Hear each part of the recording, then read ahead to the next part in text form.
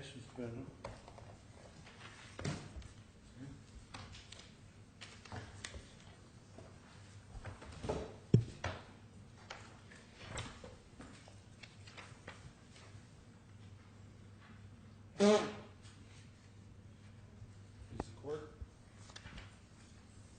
I'm representing Mr.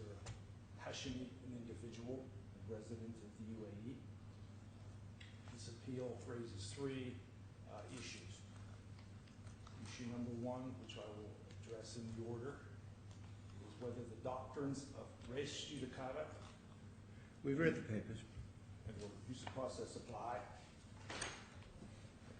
Courts have read the papers, and I'll proceed right into my first basis, to be followed by the issues of whether the assessment of damages was appropriate in this circumstance and the cost award.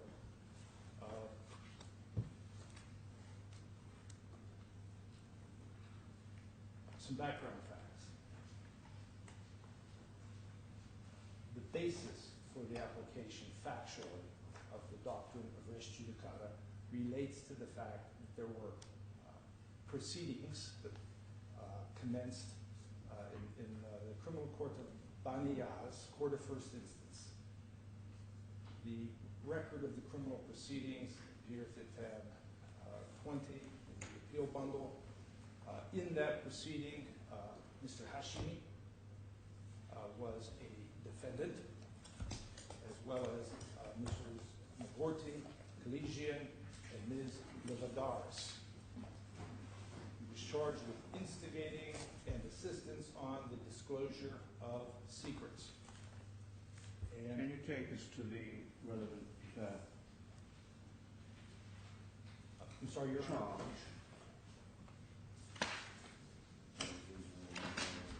The charge is Tab 20, you say? yes. This is the judgment.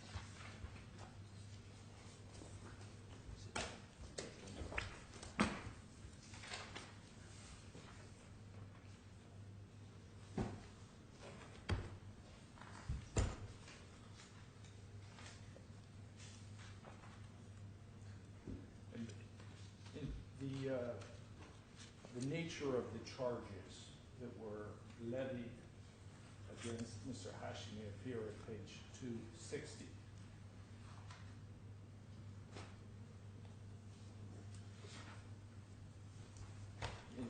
It stated that in his capacity as manager of Avison Partners Investment Limited, he was involved in the instigation of and conspiracy with the aforesaid defendants in committing the crime, the subject of the first charge, as he was instigated and conspired with them on committing the crime. Thus, the crime was committed. It's the basis of this instigation, and conspiracy, as set out in the investigations. So he was charged with conspiracy to commit the crime and the commission of the crime. All these documents are, of course, translations. That's correct. Are they agreed? There's never been an issue, Your Honor. Are they agreed? We take no issue with translation.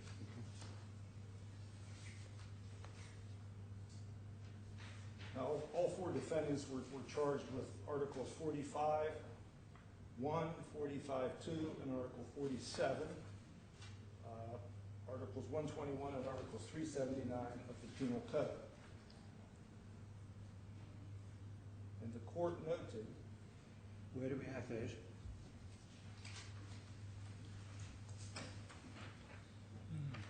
that appears on page 260, Your Honor. Yeah, where do we have the articles? The articles.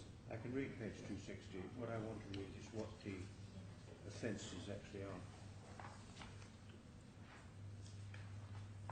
Your Honor, I don't believe the code, the criminal penal code provisions are part of the bundle.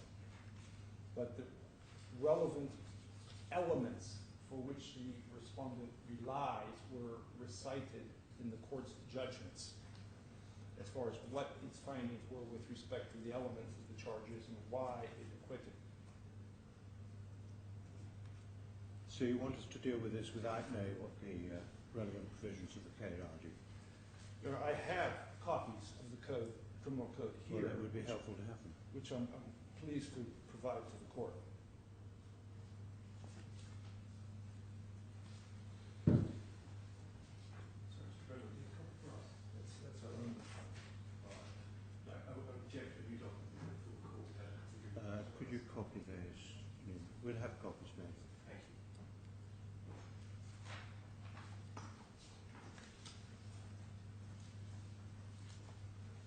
Yes, you want us to look at the judgment?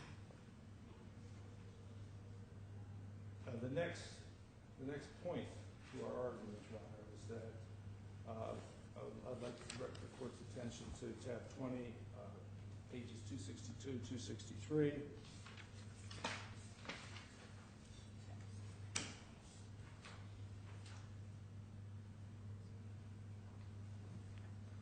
Where the court noted the 4 elements for criminal disclosure under Article 379(1) of the Penal Code. Those elements are a material element represented in the disclosure and use of secrets for a personal benefit or benefit of another person, that there is secret, that is confidential information, whether by its nature or by circumstances surrounding it. The offender knew the secret by virtue of his profession, and the secret was disclosed intentionally. Now, the court then goes on to discuss its reasoning. This case involved 3 pages of the Provita presentation used in the Avicenna presentation, collectively referred to in the Abu Dhabi court proceedings as the feasibility study. The emails and attachments referred to collectively in the DFIC judgment as the Muhairi materials were emailed to Fajr Capital and were issued in the criminal proceeding. No other information, whether confidential or otherwise, was referred to by the respondent in the DIFC proceedings. There is no dispute that the materials, the confidential materials that are alleged to be at issue, were identical. Now, the other issue, I think, that is noteworthy is that the disclosure transactions that were at issue. Well, can we just see what the judge decided in Abu Dhabi?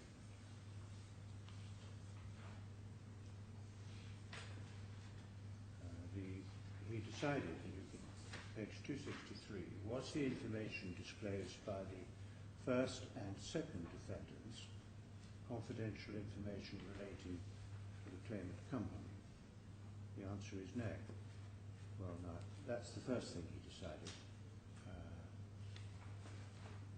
What else did he decide?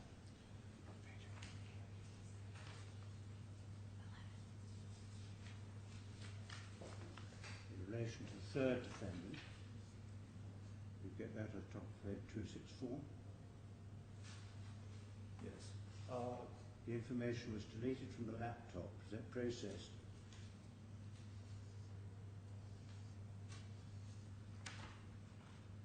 So where do you get the... What is it that has the effect of finding the third defendant was not guilty as charged?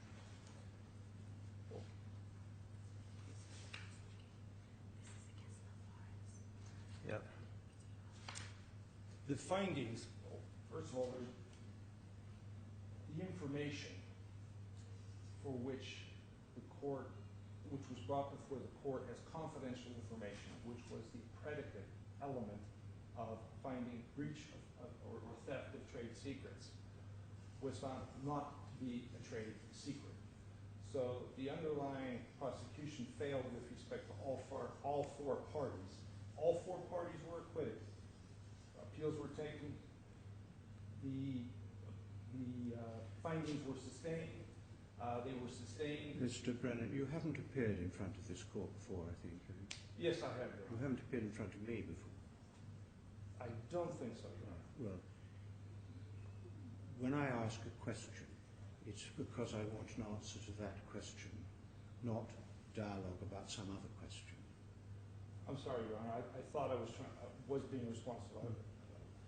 I will be more... Well, we get along more quickly if you answer the question that I've asked you rather than tell me something else which I'm not asking you. Understood, Your Honor. And what I'm asking you is, where is it that we find the reason why the third defendant was not convicted?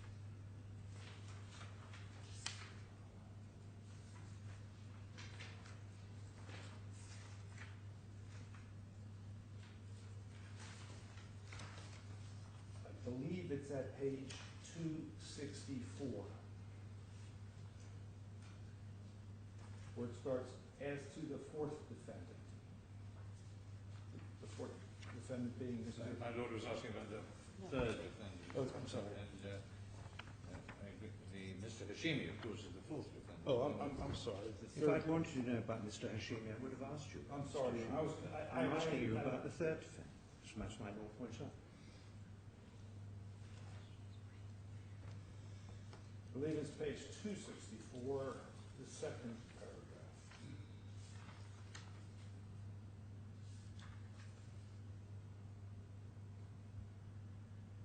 The first full paragraph, I guess, where it starts on consideration of the evidence submitted against the third defendant. As I understand, that seems to suggest she is a woman, isn't it? She was the third defendant. Yes, she was. She was acquitted because she was just a passive holder of the data on the laptop, which was somehow deleted from it or extracted from it. She was a secretary or office administrator of some sort. And she was charged in the criminal proceedings, but has not been the subject of any subsequent civil proceedings. And then we get to the fourth defendant, which is Mr. Hashemi. That's in the third new paragraph on page 264. And the reason why Mr. Hashemi was acquitted, as it seems from that paragraph, is that he was charged only with conspiracy with the other three defendants, and if they were acquitted, he was necessarily acquitted. That's the point, isn't it?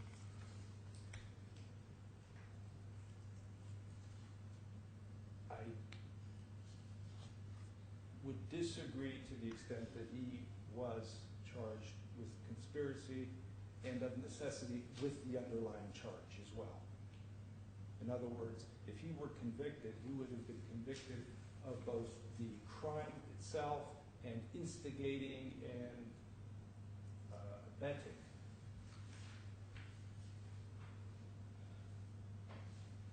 But if the crime was not committed by those three, he necessarily would have to be acquitted, wouldn't he?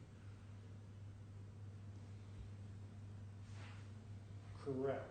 Unless, I mean, there are jurors, and I'm not representing to know all the intricacies of UAE criminal procedure, but I know there are jurisdictions where one can be found guilty of conspiring to commit a crime where the crime itself has not been committed under particular factual circumstances. But here it was a fairly straightforward situation where the information at issue was found not to be confidential. Therefore, there was no basis for the conviction of the three defendants, and the charges fell away with respect to the fourth as well. Well, I thought that's what I put to you, and you disagreed with it. I disagreed with the point that he wasn't charged with the underlying offense. I read the findings, the charges is that he was charged with both conspiracy and the underlying offense.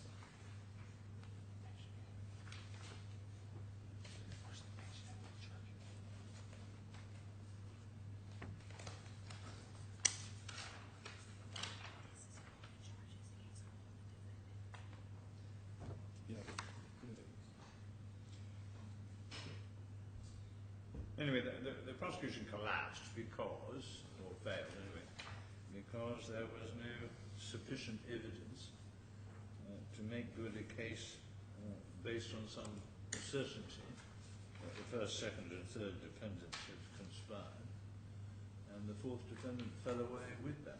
Isn't that what happened? The charges collapsed because there was a determination that the information at issue was not confidential, and therefore the essential elements of all charges collapsed.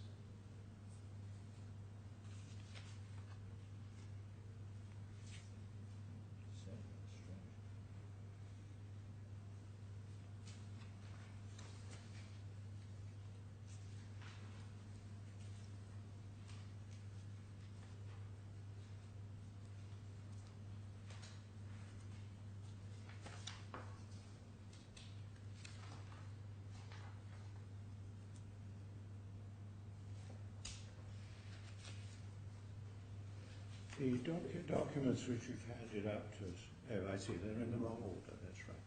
I was saying we hadn't got 121, but we have, it's just not where you'd expect to find it. But that's all about foreigners, so I don't think that's going to help us very much. Those were all the applicable, we provided with all the applicable citations to what the court cited to in the paragraph. No, just looking at the crimes that were charged, Article 45 is about accomplices, and you must either abet a crime or you must conspire with others to commit a crime, so that if the crime isn't proved, necessarily that will fall away. The Article 47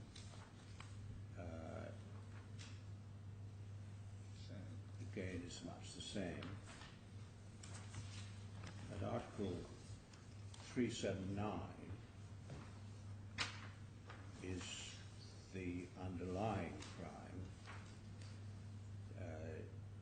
Are you entrusted with a secret by virtue of profession, trade, position or art, and you disclose it? So it's all about secrets. Correct, Your Honor. Yeah. And well, the civil case, this case in this court isn't all about secrets. It's about breach of contract. it's about the disclosure of confidential information pursuant to a breach contract.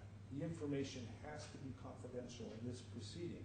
For the information, if you, in order to succeed in a claim in contract, you simply have to show that the information falls within the definition of information in the contract. The information is defined in the contract as confidential information. Well, we'll look at it in a moment. And the finding that there's a particular relevance, I think, to this proceeding relates to maybe found at page 251 of the appeal bundle. You say 251 or 61? 251.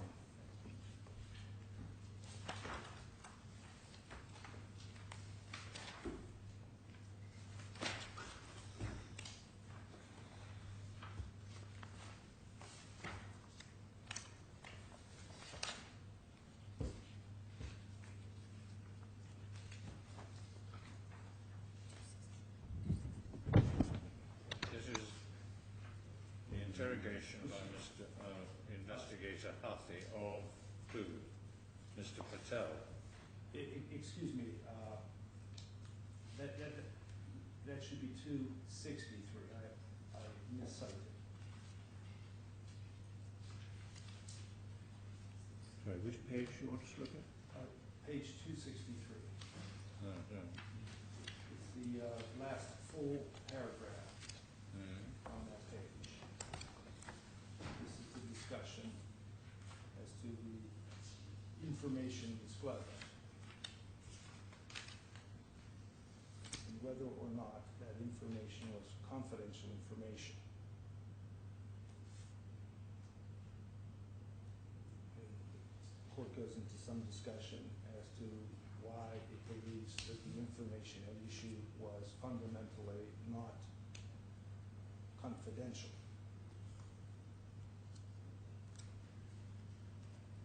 And goes on to state secrets.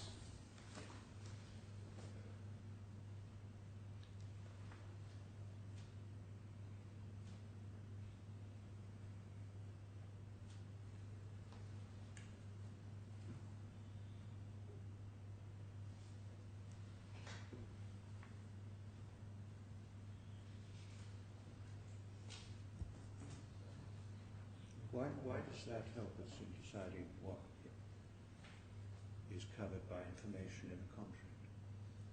This court wasn't It's helpful, concerned with Your Honor, it. because I think when we review the contract at issue, that the information has to be confidential under the contract. If it's in the public domain, if it's not confidential, then there can be no breach of the contract. Forgive me, the Abu Dhabi court wasn't concerned with the contract between a party that wasn't before it at all and Mr. Hashemi wasn't. And so Mr. Hashemi was not before? No, the other party, the respondent to this appeal, who is the other party to the contract, wasn't before the Abu Dhabi court. Yes, he was. He's the fourth defendant. Are you referring to the TVM? Are you telling me that TVM was the fourth defendant in the Abu Dhabi court? I'm sorry, Your Honor. Well, I was confusing the respondent. TVM. Well, Mr. Brown, we'd get along quicker if you actually listened to what I'm saying to you. I understand. The TVM Capital was not a party to the proceedings in Abu Dhabi. That is correct, Your Honor. TVM Capital is the other party to the contract with Mr. Hashemi. That is correct. There's nothing in this judgment in the Abu Dhabi court that we've yet seen which suggests that the Abu Dhabi court had any concern with this contract at all. If you don't believe me, your junior is nodding at me, so you can look at her. That is correct, Your Honor. Thank you. And we submit. So why should we take the view that the Abu Dhabi court was concerning itself in the least with the contractual question, which was in front of the DIFC court? Because we are seeking to invoke two bases of res judicata. One is issue estoppel. We do not contend it's the same cause of action. We don't contend it's the same parties. But we do contend that a crucial element in both prosecutions was whether or not the information was confidential.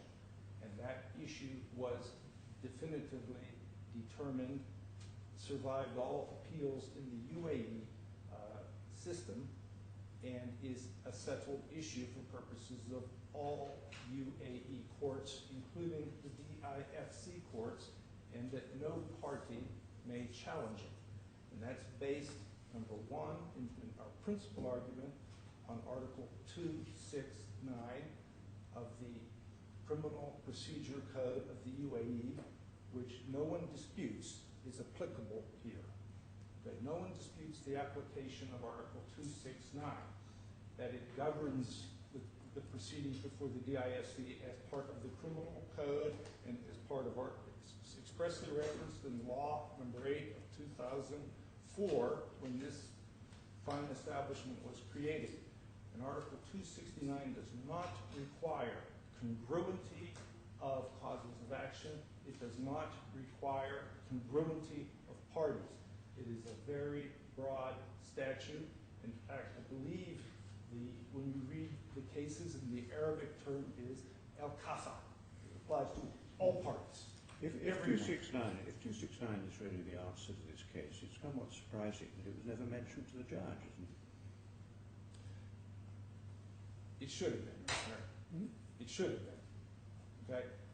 Well, it certainly should have been if it's going to be the linchpin of your argument, but why wasn't it? Perhaps because nobody thought it had the importance that it's now assumed. This is a case of first impression, Your Honor. There is no DIFC precedent interpreting the application of Article 269 to the DIFC courts. Mr. Brennan, if I ask you the question, why wasn't it mentioned to the judge? The answer is not. This is a matter of first impression. The truthful answer to why wasn't it mentioned to the judge can really only be that nobody thought of it.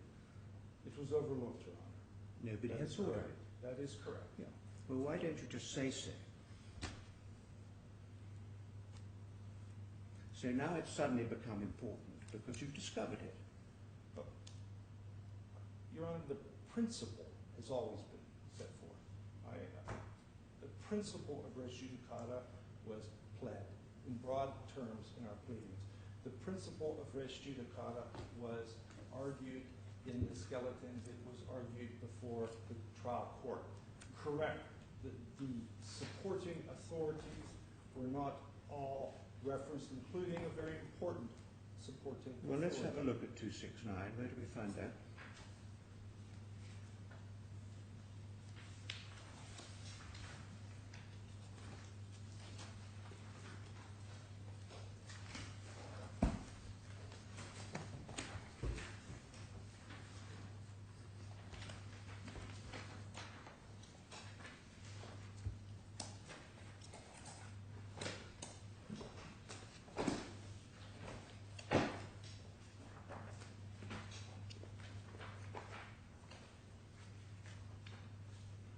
I believe it's at tab 25, page 726. Which file is that in? Authorities bundle. Authorities bundle. Bundle number. There are 5 bundles. Which number? 2. 2, Your Honor. 2 of 2. If you want divided 25, it's in file 3, I think. I had file 2 of 2 of the authorities bundle. Oh, the authorities. The authorities. They explain it. Okay. Yeah. 1 of 2, and I don't run to 2 of 2, I don't think. Carry on, don't we? Oh, here we are. Okay.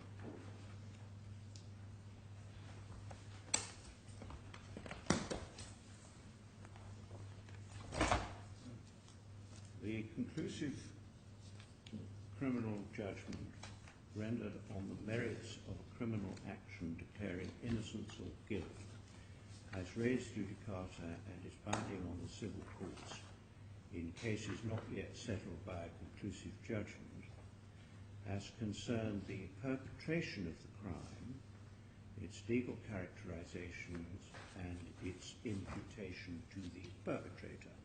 So that's the law. That's correct.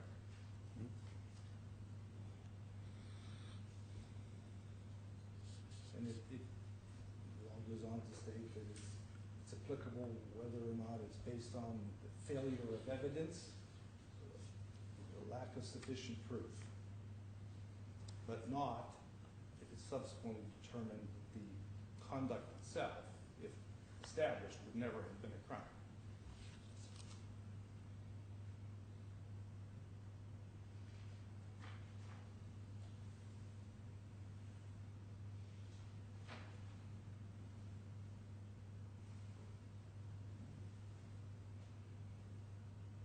So what this tells us is that the Abu Dhabi judgment declaring the first 3 defendants innocent because they were not breaching Article 45.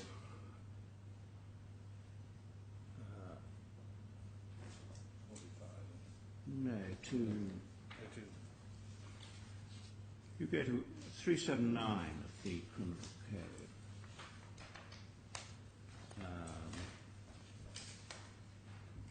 Those 3 defendants were not in breach of that provision. We're bound by that.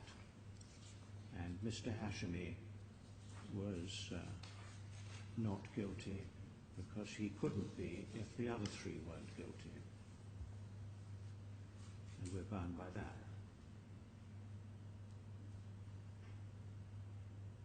Well,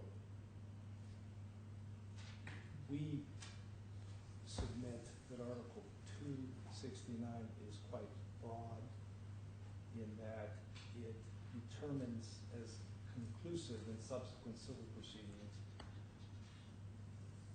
any matters which were before the court, both relating to the Where do you get the words "before the court" from? Not from 269. I mean, I think it has to be issues that were before the criminal. I mean, it has to be a matter before the criminal court. But I mean, what we're concerned with, Ms. Brennan, with respect, is what the statute, what the article says, not what you think it says or what you'd like it to say.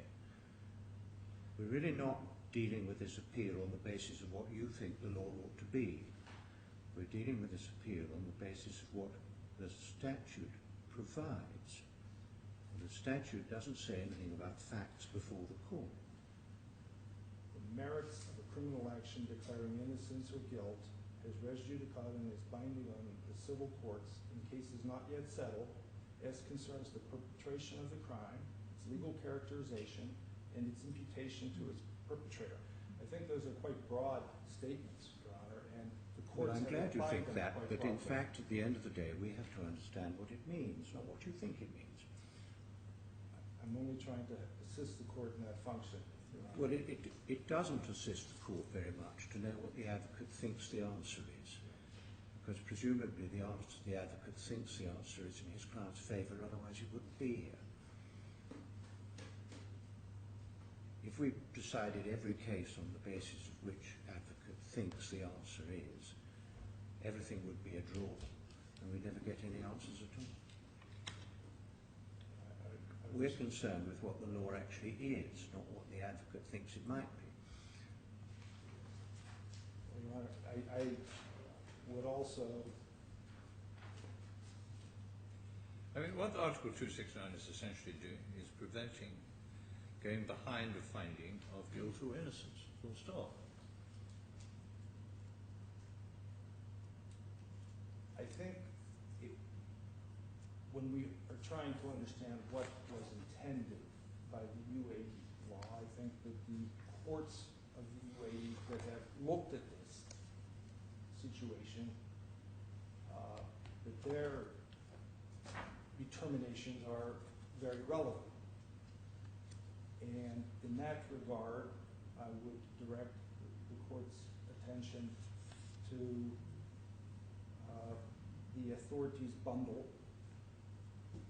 pages 582 through 593, volume 2, which is a reported decision of the UAE Courts of Cassation.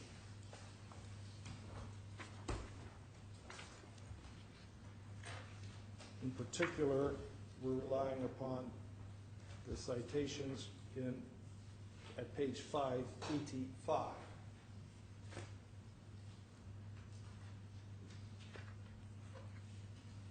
This is what we refer to it now as the Tamir case. And by way of background, this involved a circumstance where a wife purchased a number of properties from Tamir using a power of attorney that had been granted by her husband. She ultimately agreed to purchase the properties at a higher price than had originally been offered. It was contended that that was a violation, a willful violation of her authority. She was charged in the criminal court proceedings and was found not guilty of any violation of criminal statute. Subsequently, the husband brought a civil suit against her as well as Tamir. And there had been an initial determination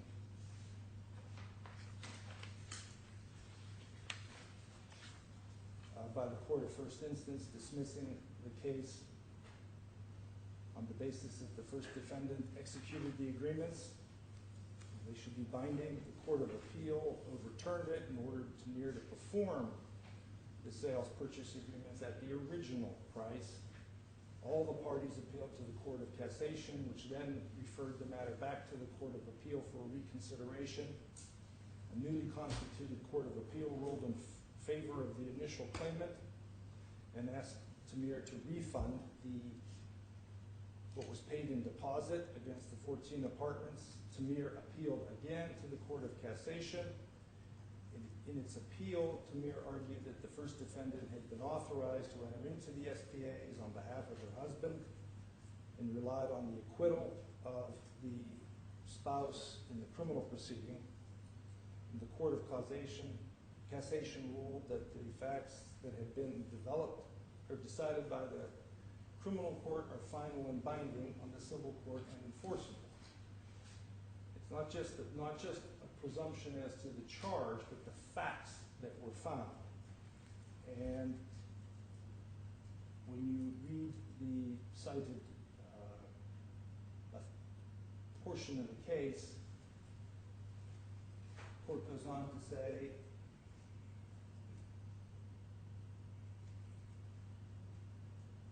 it shall be deemed conclusive before the civil court in the matters which were necessarily resolved by it, and any matter that relates to the occurrence of the act constituting the common basis between the criminal claim and the civil claim. Any matter.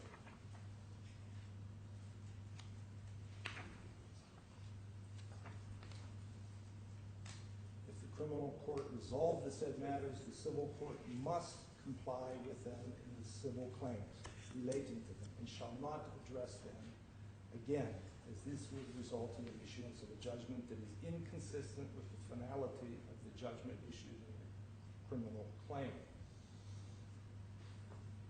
This is a new point that's being raised on appeal.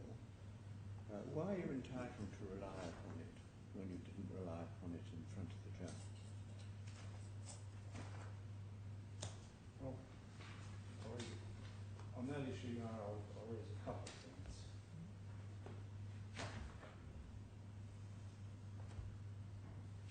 First of all, there is no objection to this from the respondents on the appeal.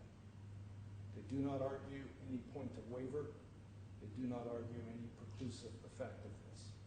And if they were going to do that, they were obliged to file a notice, a respondent's notice, within 14 days from the date of being served with the appeal.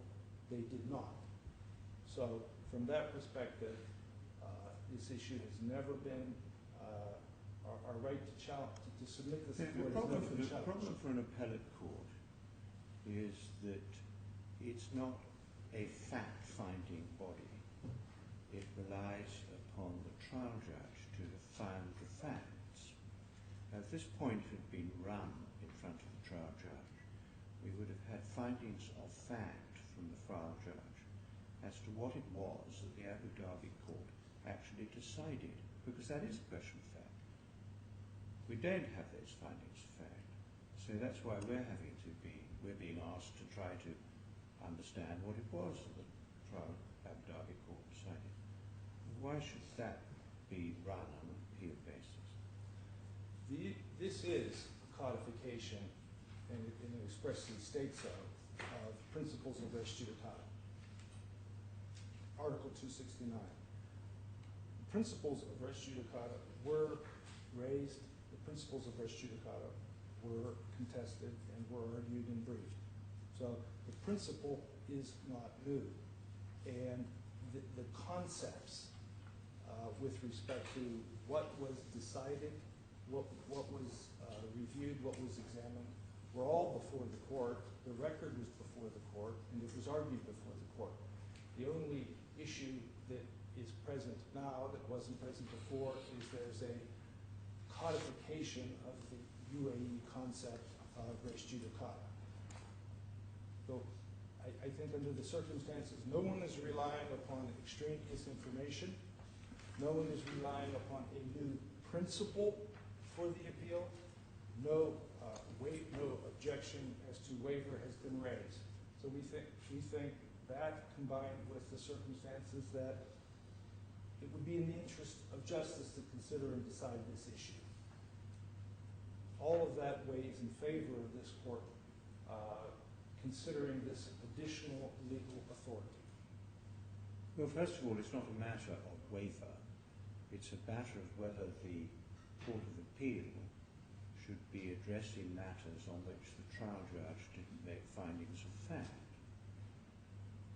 Secondly, it's not in the interests of justice for the Court of Appeal to go off making findings of fact on its own in circumstances where it doesn't have the benefit of the trial judge's assessment of the evidence on the point. So if you can show us that the trial judge made the findings of fact that we need, then that's what you should do. Otherwise, you do need to explain to us why we should be going off making findings of fact, which he didn't make because he wasn't asked to. I don't think... It was your choice not to run 269. I don't think... I can't quite understand why you chose not to, but it was your choice not to run 269. There's no additional findings of fact that need to be made. In fact, I don't think there are any disputes as to the facts upon which we are relying. Nowhere in the skeleton is there a contention that the confidential information was different. And in fact, the identical witness statements from the criminal proceeding were submitted in this proceeding in the DISC court in support of their contentions. The identical exhibits, all of that is in the record. Nowhere in the skeleton arguments is somebody saying that it was either different information or challenging or characterizing the facts that we say have been precluded. The arguments are all based on, one, that this doesn't apply to non-parties, that Article 269 does not apply to non-parties. Well, that's an issue of law. I think it's an easy issue. I think it's been conclusively determined. I think the language is broad. I think the Tamir case addresses that. So I don't believe that you are presented with a situation where you have to decide new facts.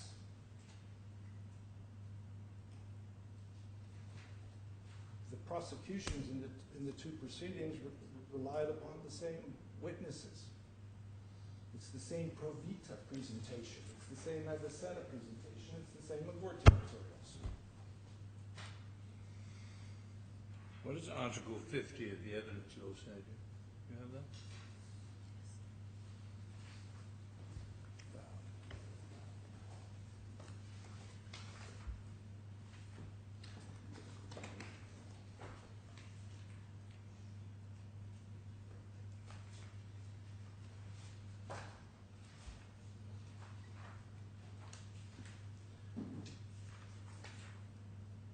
But don't worry, if you could make sure we have a copy, I'd be grateful. Let's not waste time. I'm sorry. I apologize, John. Apparently we don't have a copy. Perhaps you could get it over the midday adjournment. Okay. Your Honor, I'd also raise the point to further respond to your inquiry, is that I think it's important that we avoid inconsistent results, inconsistent decisions between the federal courts. And I think that important principle outweighs considerations of having to determine... Well, as I said before, Mr. Brennan, if we were deciding the case on the basis of what you think, we'd probably all be out of here a long time ago. Think? I'm not familiar with... You've just told us what you think. I think. We're really not very interested in what you think, I'm afraid. We're interested in what you submit. Well, that's part of the argument that we submitted, Your Honor, in our skeleton. Well, we have your argument on 269. Do you want to move on now to the broader grounds of res judicata, which is the point you were running below?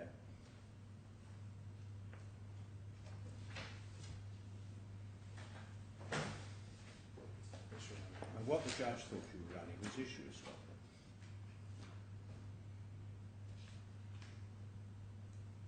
And unsurprisingly, that gave you some trouble because you couldn't identify the issue. But, do you want to tell us about that?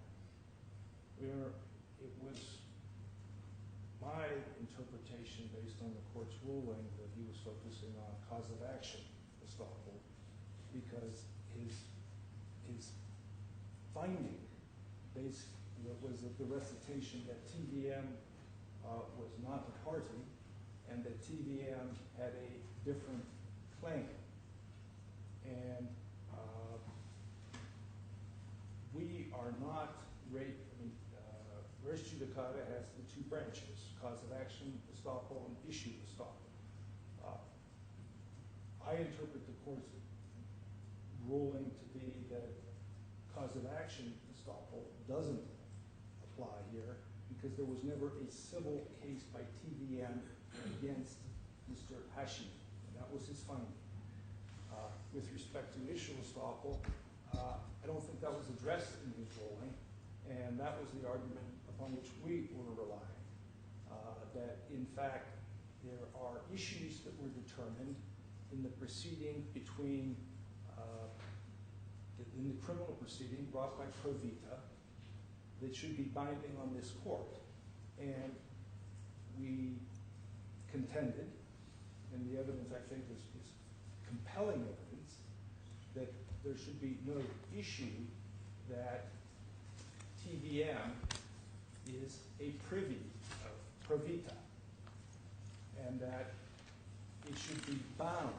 Issue estoppel under criminal law rules doesn't operate on the basis that it's binding on the court. It operates on the basis that it's binding on the party who's seeking to persuade the court to reach a different conclusion on an issue in relation to which it is already bound.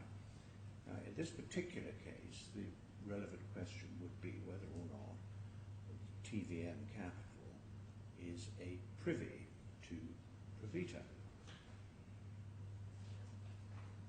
That's a threshold issue that must be determined. And and the reason why it needs to be determined is because TVM Capital would not be bound by an issue estoppel unless it was party or privy to the issue which was decided, out of which the estoppel is said to arise. And that issue was addressed and argued before the court at tab 37 of the Day 3 transcript, page 1040. I argued that there was clear and direct convergence of interests between the claimants in the two proceedings. I indicated that we had heard testimony that they are asserting common damages, that they are controlled by the same management,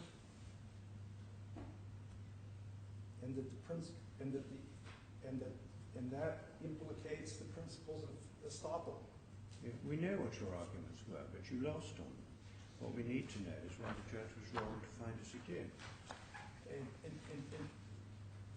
part of the issue is that there's nothing in the opinion that addresses the argument. The court's only statements related to the cause of action estoppel issue. Now, we think, in that case, I can only present the court with my arguments. And the facts in the record, which we think must compel a finding of privity. I mean, this is an example, I would call it a textbook example of privity, where you have a specific finding by the court that TVM exercises de facto control over the litigant in the criminal proceeding. its chairman and CEO is all. And where do we find that finding? The TVM exercises control over Provita in the criminal proceedings. Where do we find that finding? That's it, appeal bundle. Is it tab 3, page 27? More than one column. Well, can you give me the reference in the judgment? It's paragraph 3 in the introduction section on page 3. So give me the page number again. In the appeal bundle, page 27. That doesn't refer to the criminal proceedings in Abu Dhabi at all. Oh, it refers to TVM Capital exercises de facto control over PVHC and Provita. Provita was, and there's no dispute, nobody ever has disputed that Provita is the claimant in the criminal proceeding. Yes, but the judge isn't addressing the question whether TVM Capital was controlling Provita in relation to the criminal proceedings. At least he isn't doing that there. It's broader than that. The judges say they have de facto control over the company. That finding is unqualified. TVM exercises de facto control over PVHC and Provita.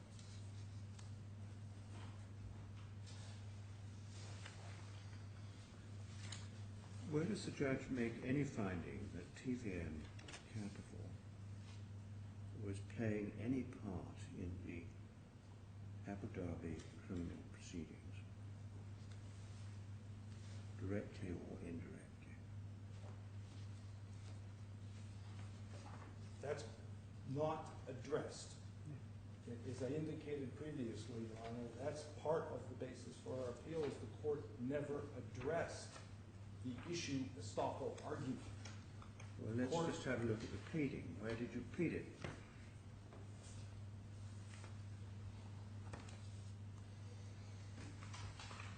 Your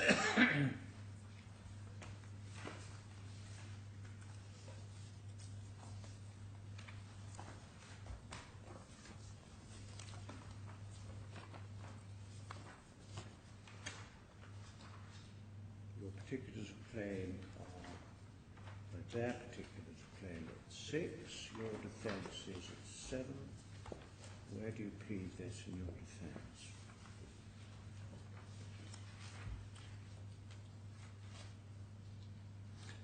Paragraph 9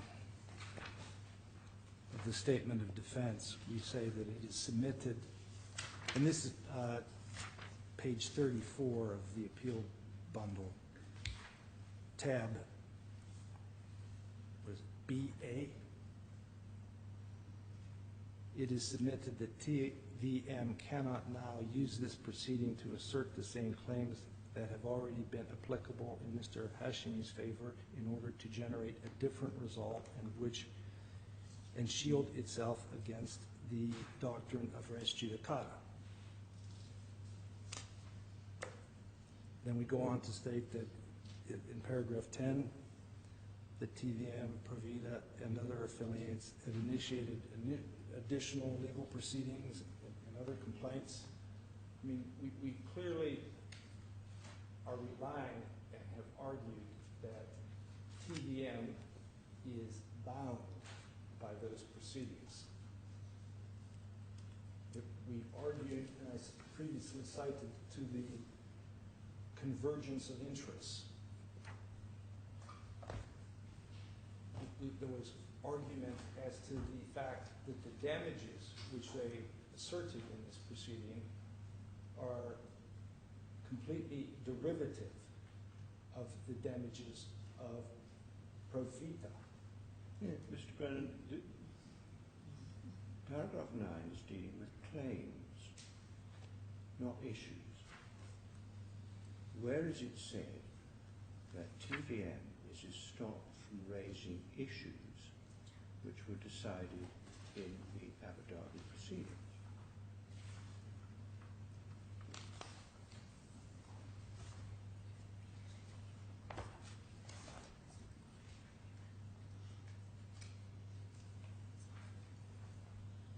we raised the principle, the broad principle of res judicata. So the answer is it's not set.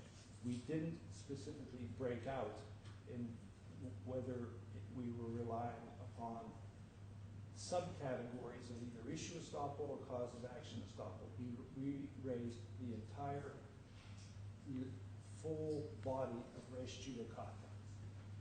So the We answer argued- to my question is that there is no plea of issue estoppel in your defence, isn't it? To the extent that issue estoppel is part of res judicata, I would say that's not accurate. To the extent that you're asking, do I use the words issue estoppel? The answer is no. Well, you use the word claims, which is a different concept from issue estoppel. And you criticise the judge for not dealing with issue estoppel. Well, in order to see whether that criticism can be made good, a sensible starting point is to look at what you're alleging in your defence. One reason why the judge may not have thought issue estoppel was before him, if you say that's what happened, is that it simply isn't there in your defence. The issue, I think it's clear that the issue estoppel was argued, certainly, before the court. Well, we've looked at the defence. Anything else you want us to look at? Is there a list of issues that was presented to the judge?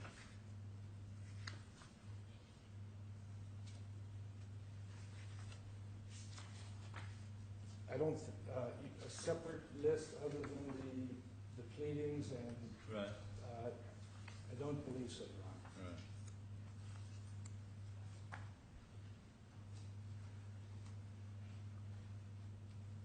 So, on the points of issue estoppel, on the merits of Let's see where in your argument before the do we have your skeleton argument before the judge?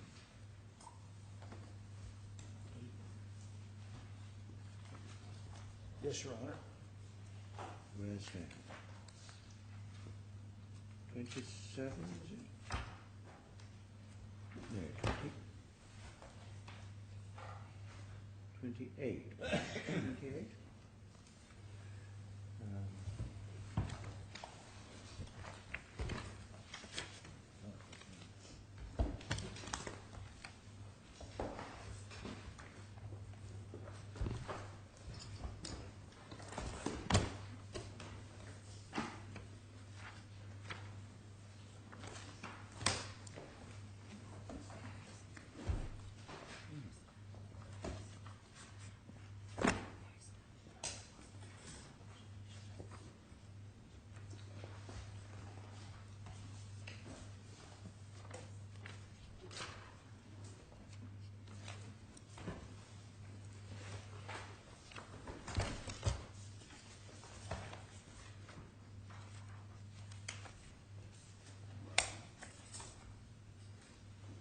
Twenty-eight is your, that's 3 of 4, file 3 of 4. 28, a skeleton argument which runs to 21 pages before we get to the schedules. Where do we find in this document references to issue estoppel?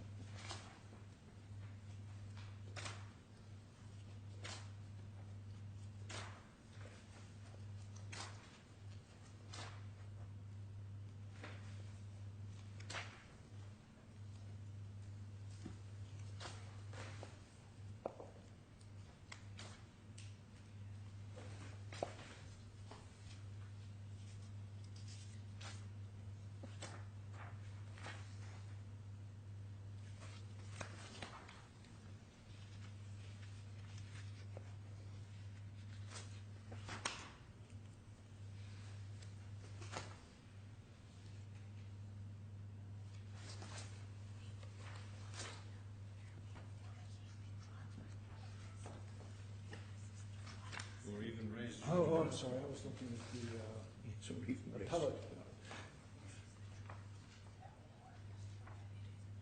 Well, it's not sensible for you to be reading this document for the first time in order to find out.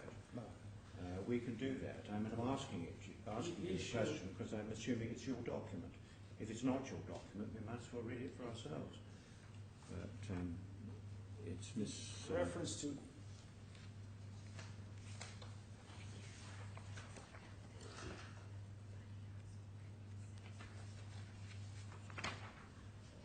we don't specifically reference issue estoppel here. or even res judicata. That's correct. We do indicate that the proceedings in Abu Dhabi ought to be preclusive. Yeah. Where do we find that? Beginning of paragraph 6. 6.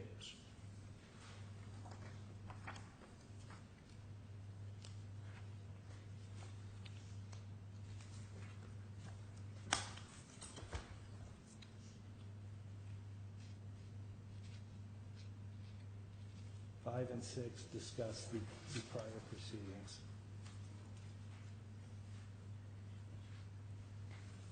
And we quote the section where there is a determination that there was a finding of no confidentiality. Well, it's part of the history, I follow that, but it doesn't Well, the actually lead narrative. to any And then proposition. in paragraph 9, we then indicate that the claimant now seeks to relitigate these issues.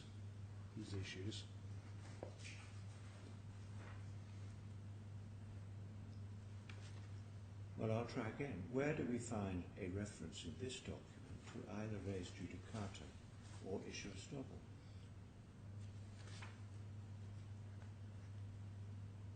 And if the answer is you don't, then it's easiest to tell us that. Otherwise we'll read it.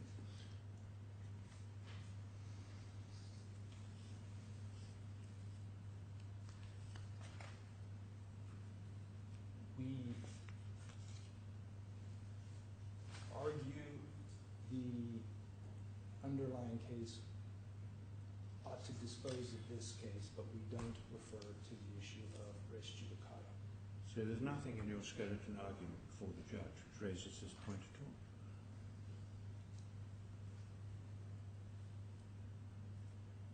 Not expressly. Well, is there by implication? It's our contention that, And if so, where? it's our discussion of the background of the criminal case and the findings in the criminal case, and that this is nothing but an effort to relitigate those issues.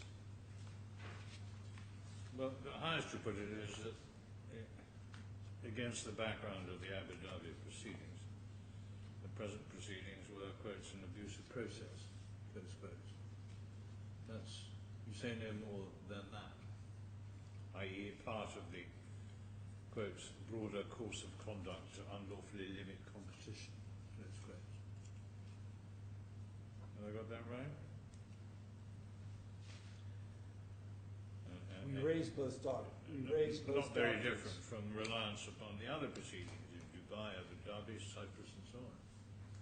You say it's just part of the campaign, which has been wholly unsuccessful. But there's not a whisper that somehow that the judgment in Abu Dhabi precludes the claimant from raising any issue, let alone pursuing the claim at all. The skeleton argument focused on abuse of process. The issue of res judicata was raised in the underlying statement of defense. Both issues were argued before the court. Well, let's have a look at that. I mean, your criticism is the judge didn't deal with an issue which was before him. So far, the issue has not been raised in the defence, and it's not raised in your skeleton argument. So let's have a look and see where we do find the basis for this criticism of the judge. So we've got a copy of the transcript. Can we see that part of your argument which put before the judge the propositions of res judicata and or issue estoppel?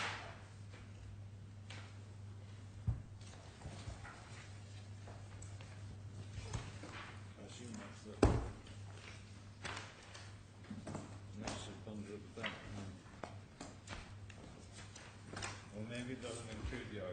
the evidence.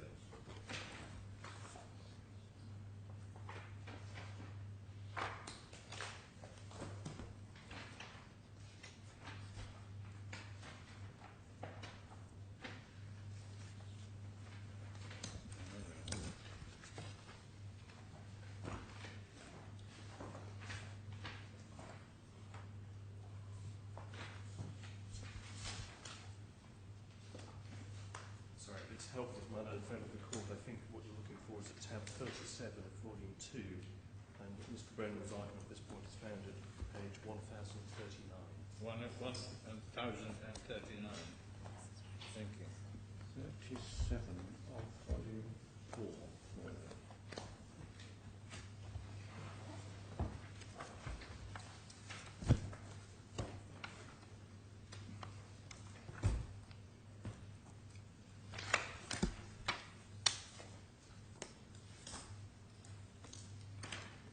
This is tab 1040. Thank you. Which page? 1000? 1039. At the bottom, I think.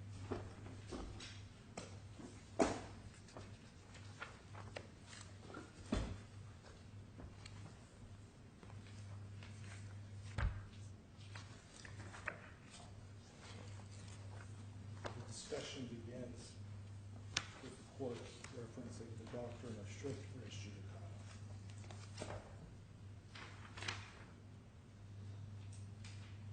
Strict res judicata is what I understood to be cause of action res judicata. Yes, well, that's the judge raising the point. Are you going on to be addressing on what we might call res judicata? You say, I certainly can address that point. Well, let's just start with the suggestion that that's really in the forefront of your argument, but there it is. Well, the issue that had been argued was that these were different parties. And this is the follow-on argument to the defendant, where the issue had been crystallized as to whether there was any material significance to the fact that TVM was not a party. So my first point was to address that issue which had been raised in prior discussion, indicating that in fact there is a identity of interest, which is the language that the courts, the decisional authority relies upon for both issue estoppel and for cause of action estoppel. So I was Mr. Brennan, if you look at the bottom of page 1039, you find the judge saying in turn that he doesn't think there is a cause of action estoppel. There hasn't been a cause of action estoppel because there was never a cause of action between TVM Capital and Mr. Hashemi in Abu Dhabi. So the judge, at least, and this is why I was rather surprised when you told us that he decided in his judgment on cause of action estoppel, he plainly didn't think that was what was being argued, or could be argued. You go on to say,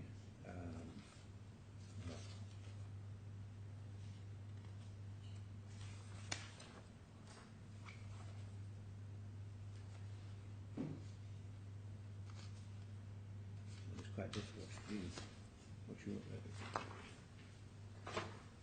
are saying, actually.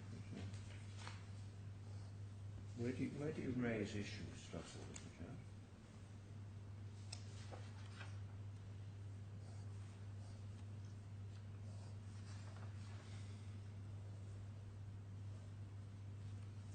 Well, I think you do, but you come back to abuse of, well, sorry, the judge, who seems to be doing all the work. At page 1059, asks again about the alleged abuse of process position. What he calls the histrionic submission, that the proceedings were brought to grind Mr. Hashemi into the dirt.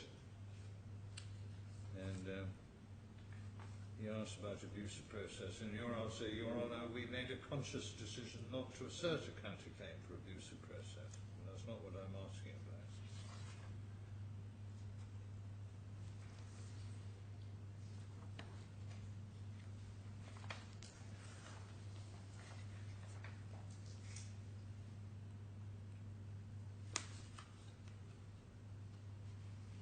And I don't think you even then come back to the point that I'm not sure I'm following abuse of process. It's not a Henderson point, is it? It might be in this court if you're seeking to raise a point you never raised below, which you could have done. But I don't see your submission as presenting to the judge any coherent case on abuse of process and or issue estoppel by reference to the Abu Dhabi criminal proceeding outcome. If you can point us to it, I'd be grateful. Well, we need to see it, Mr. Brennan, because you criticise the judge for not dealing with issue estoppel. And we see no reference to issue estoppel in the defence, and no reference to issue estoppel in your skeleton argument. So if your criticism is to be made good, we would hope to see a reference to issue estoppel in your oral argument, which you keep telling us is there. And what we're asking you to do is to show us it. Otherwise, you're beginning to lose a little credibility on this point. At this point, all I can state is that we were responding to questions from the bench immediately following testimony. There had been argument on why the prior proceeding was irrelevant, and the argument that day was focusing on the lack of congruency of interests, and that is the point that I thought was what was troubling the court, and that is the point that we addressed. Well, I'll try once more, not in the hope of getting any assistance, because that would be a triumph of hope over experience, but in the hope that you should at least have the chance of showing us where in your oral argument you referred to issue estoppel. I don't. And if you don't, then just say so. I don't. And withdraw the criticism that the judge failed to address some argument that you were putting in front of him. My point was not a criticism of the court. It was an analysis of the opinion from which we are appealing.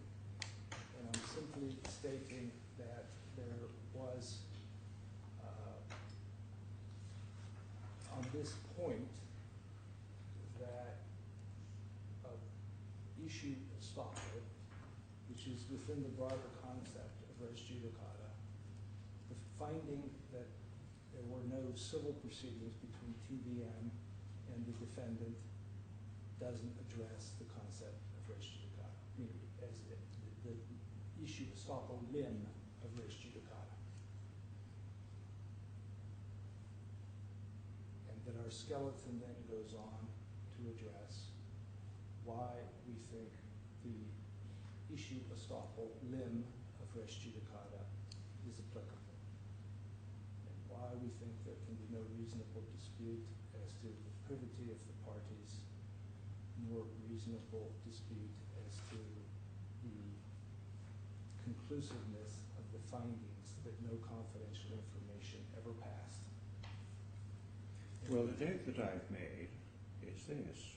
There is no criticism of the judge's failure to address the issue of, quotes, issue estoppel, quotes, because it's accepted that it was not raised before him. Is that an accurate summary of what you're telling us? In the oral argument at the conclusion of trial, we did not specifically reference issue estoppel. Or anywhere else? We referenced the doctrine of res judicata, which issue estoppel is a limb. Thank you. It's always a sadness in this court that counsel think it sensible to address us as we're complete idiots, Mr. Brennan? I'm sorry, Your Honor. Because we must appease him. I mean, notably, Mr. Bealey didn't feel it necessary to address any question of res judicata or issue estoppel. He does deal some length with abuse of process, if I may say so, with commendable succinctness. And abuse of process seems to have fallen by the wayside. That's correct, isn't it? Well, we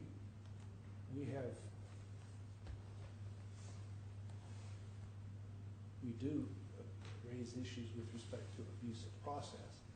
We don't think it's as compelling as Article 269 or issue estoppel, but we do.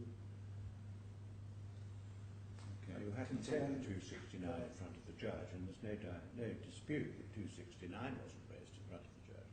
Not 269. And Not the I think we've codification reached of the the position code. that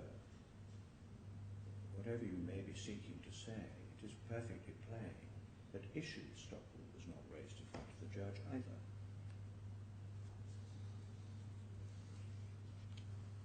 I put it that way because it is part of the duty of an advocate to be frank with the Court of Appeal, and it doesn't further that duty if you tell us things at 10:15, which by 11:20 turn out to be not true. I have utmost respect for the court. I have done my best to respond to the questions. What I have stated consistently is that we have raised the issue of res judicata. We believe the issue is embedded. And I have conceded that we have not used in the argument before the court or in our initial pleadings the words issue estoppel. The complaint that I'm making is it's taken an hour to get you to concede that. And you should have appreciated it an hour ago. And then we could have moved on. Noted, Your Honor.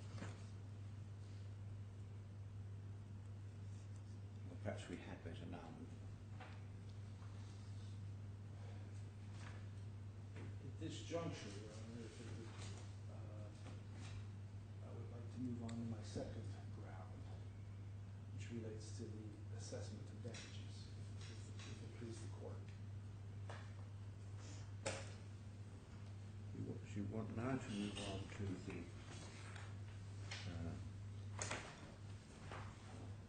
there are 2 points, as I understand it, under assessment of damages.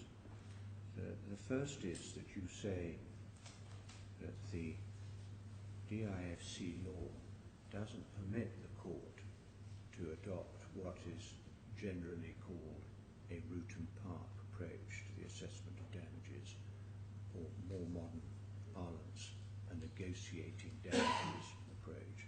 That's the first point.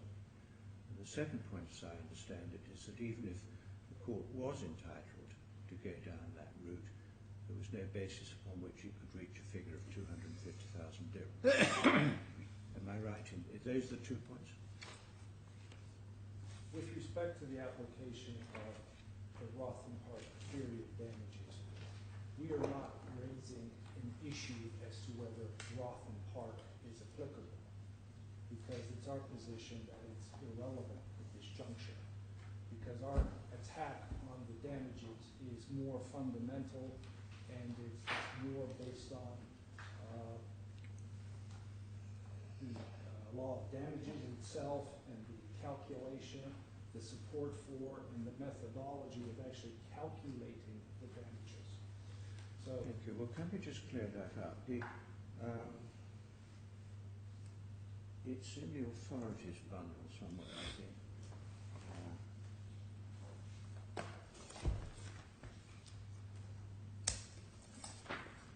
The law of damages 23.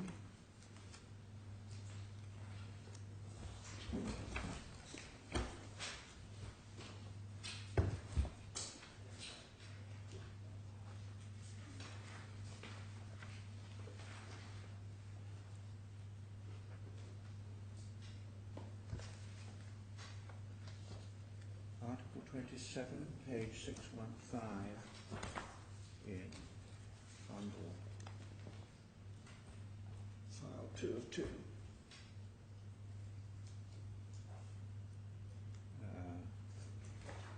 This was the provision that was being relied upon.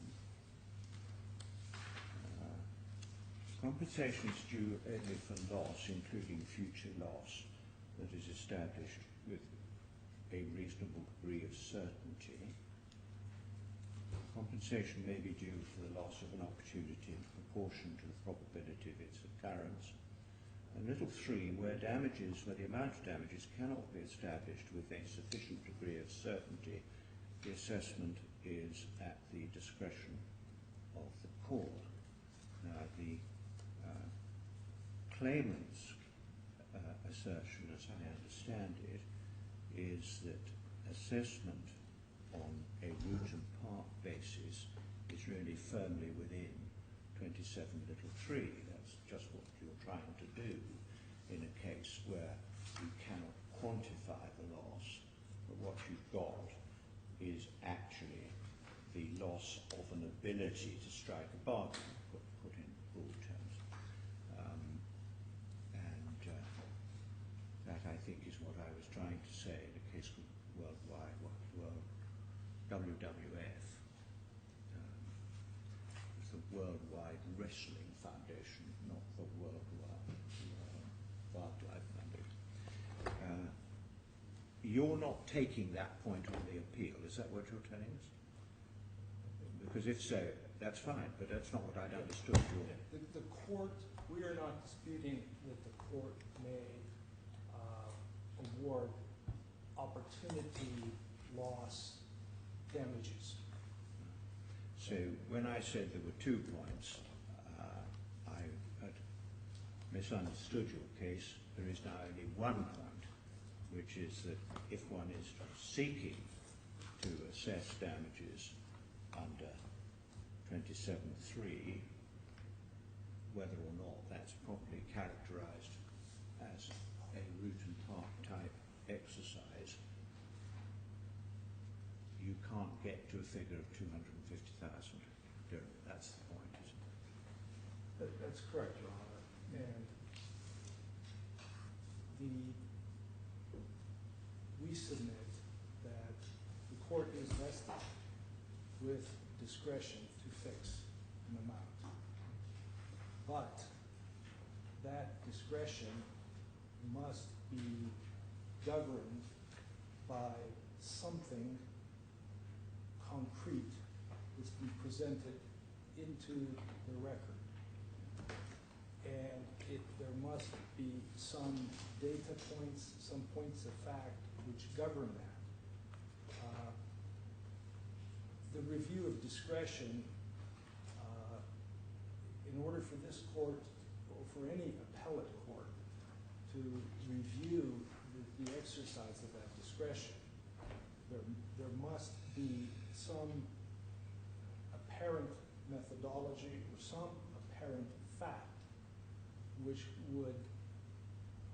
by which one could judge that exercise of discretion. Otherwise, we must accept the principles. The principles being advanced that discretion may be exercised in an unbridled fashion. Then I think that's inconsistent with the common law. I think it's inconsistent with historical cases that have looked at this issue.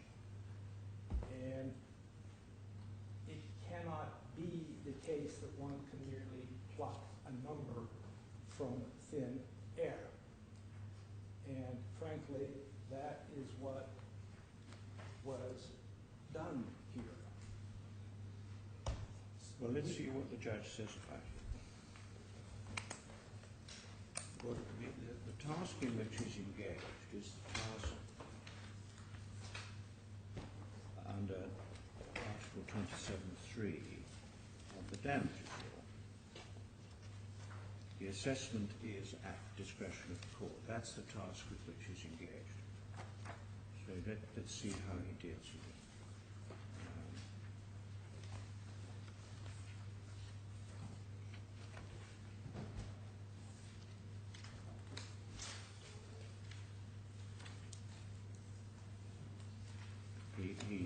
doesn't accept the approach which is being advanced with the assistance of Dr. Asher's evidence.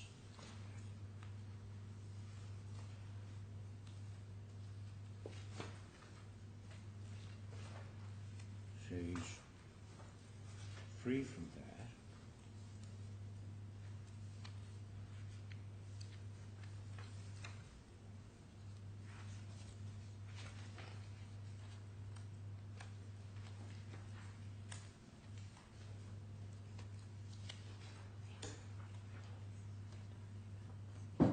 He deals with it really at 192, 193, doesn't he? 191 perhaps.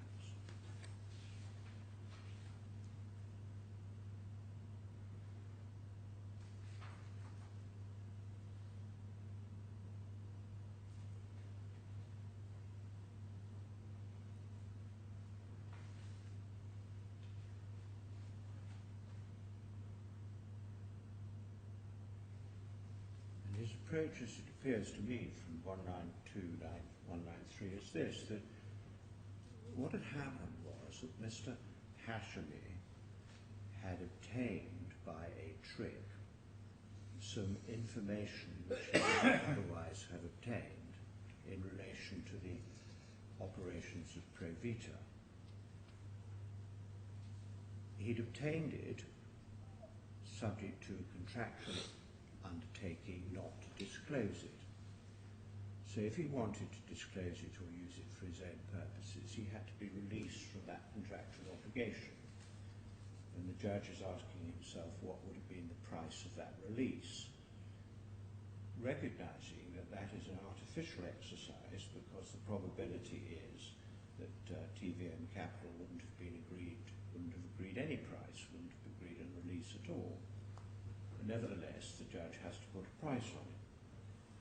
So he asks, what is the advantage? And he suggests at the end of 192 some advantage from a business model and financial information from Provita's business, but otherwise it's reflecting a saving of time and costs to Mr. Hashemi doing the work for himself. Dominant factor would be how much Mr. Hashemi was prepared to pay. He went to some trouble to obtain it, so he must have seen a not insignificant value in having the information. And the judge puts it broadly at 250,000. Well, in the sense that he's more or less saying, well, it's worth Mr. Hashemi was prepared to lie to get this information. What's the price of his integrity? Now, the judge might have put that a great deal lower than 250,000, but you're not arguing for that. The judge is in effect saying Mr. Hashemi was prepared to lie to get this, and therefore it's to be assumed he put some value on it, otherwise he wouldn't have put his integrity at stake. Do you say that, in fact, the price of his integrity is a good deal less than 250,000? We would say that he was... In other words, he'd lie for much less than that? He was... A court of the UAE found that this was not confidential information and he had the right to use it. So his position would be that this is entirely inconsistent with the findings of another court before, but the point... Well, I'm not surprised you don't want to answer the question, Mr. Brennan, but don't think we're so stupid we haven't realised you're not doing so. The issue, when we look at that, all that says to us, and I think all it can say to anybody who objectively looks at that, is the court is saying, this had some value. Okay? It had some value. It had some value because of the way that parties conducted their affairs. But as far as what value it had or how one calculates it, there is absolutely nothing in those two paragraphs or anywhere else in the opinion that explains how did he come up with that number other than to pull out of thin air. Now, he had before him the number that was put by the owner of the property, the portfolio company that is controlled by TVM, Provita. In the criminal proceeding, they put a value of 21,000 dirhams on this property. That's what their claim for civil damages was. Now, the court looked at the circumstances that were presented to him from an evidentiary perspective and concluded there was some value. But he had no benchmark to apply a calculation and determine that value. Yeah, but you're comparing apples and pears. They're not the same thing. We're not trying to value the information. The task of the judge is to ask himself, what is it worth to Mr. Hashemi to be released from the undertaking that he'd entered into in his contract? That's what the judge is trying to measure. If Mr. Hashemi thought that he could have all this information without entering into a confidentiality agreement at all, then why did he bother to enter into a confidentiality agreement? But he did enter into that agreement, and in order to use the information for his own benefit, he had to be released from that agreement.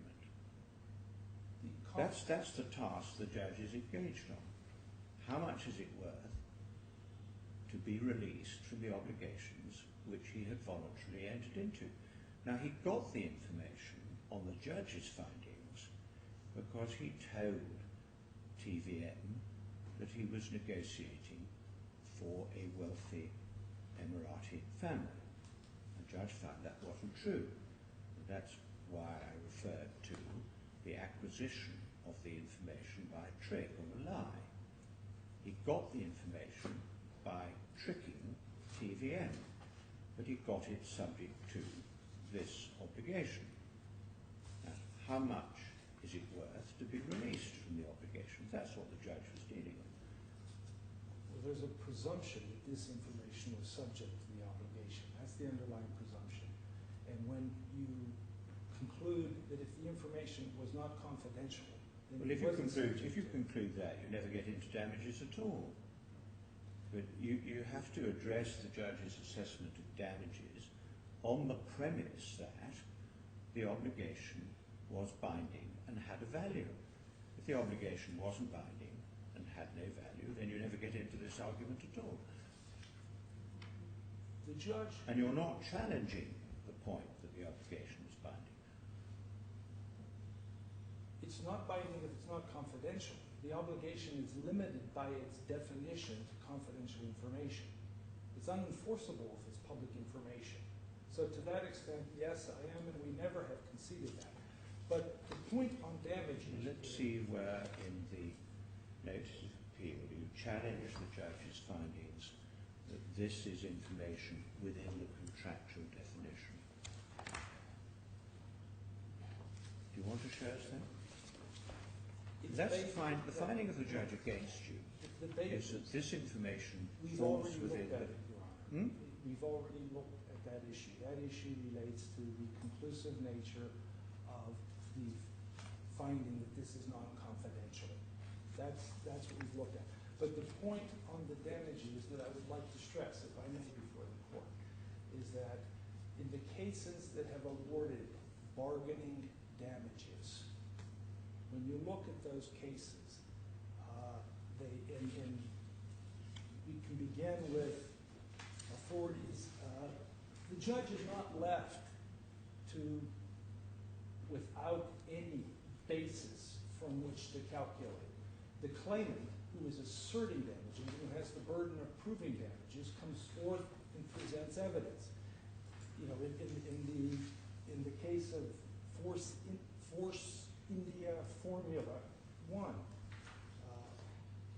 which is in our bundle, appeal bundle tab 3, 54 to 55, the court looks at this concept of calculating Lotham Park style damages. And the court does a calculation based on evidence before it of the fact that there was this intellectual property, this design element that was taken. The court looks at the people who prepared that, the draftsmen, the aerospace engineers. There was testimony to that effect. There was testimony in the record as to the estimated time that went into the preparation of the information at issue. There was in the record evidence of the hourly rates of the parties who prepared that information. And the court calculated damages based upon the likely time estimates and hourly rates with a modest premium to reflect the fact that Force India would not have wanted to assist a potential new competitor. But in that case, where the court exercised its discretion, the claimants met their predicate of putting something into the record, whether, and here claimant put nothing into the record. We are really arguing principles as to the fact that it had some value, and qualitatively, what could that be? But what is missing is anything in the record from which one could review and calculate that. And the court noted this problem. The court was presented with this dilemma where it was forced to make an assessment based on a conscious decision made by the claimants not to put into evidence anything other than the $29 million damage claim, subsequently reduced on the eve of trial to $4 million from Mr. Asher. And that's noted at the beginning of the day. At the transcript of day 1, it's the appeal bundle, tab 37, where Mr. Bealey states, the only evidence Your Honor will have to work with is that of Mr. Asher.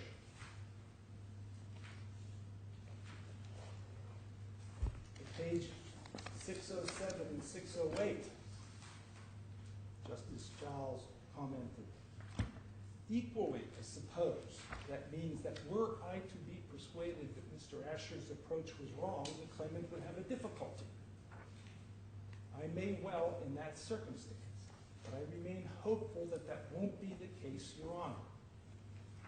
Justice Giles noted, oh indeed, I just didn't want it to be thought that night followed day. So Justice Giles did observe very early on that the only evidence on damages before him was Dr. Asher. And the parties, the case was tried on that basis. No other evidence came in. No other evidence is cited. Now, the claimant, I think a reasonable inference this court can draw is the claimant was looking for a crushing financial judgment against its competitor, Mr. Hashemi, and put in a very extreme case which was rejected in its entirety. It was referred to as assumptions based on assumptions, a veneer of a calculation. And it was stricken in its entirety. So the court is then left with the task of what do I do? Do I not award damages because none have been proven and there's no factual basis upon which to award, upon which to calculate the damage number? That was one option that the court had. Now, it's our contention where you don't put into evidence any point of fact. We don't have a method. I can't argue. I'm at a disadvantage now. I can't argue to the court that the calculation that the court had done was incorrect. It should have been done this way or an alternative way because I don't know what the calculation is. And I can't argue to the court that the value that was placed on this, presumably it's a licensed value. It's either based on what it cost to create it or it's based on what a comparable license would be in a different circumstance. Those are the, In all the cases that we cite, those are what the courts look to. That isn't what the judge was doing. The judge was asking himself, and he puts it very plainly in his judgment, what would Mr. Hashemi have been prepared to pay? And he comes up with the view, 250,000 dirham. That's a license. Hindsight suggests that if he had paid that, probably would have saved himself a great deal of money, but that's what the judge has come up with. But look at what the judge is actually saying.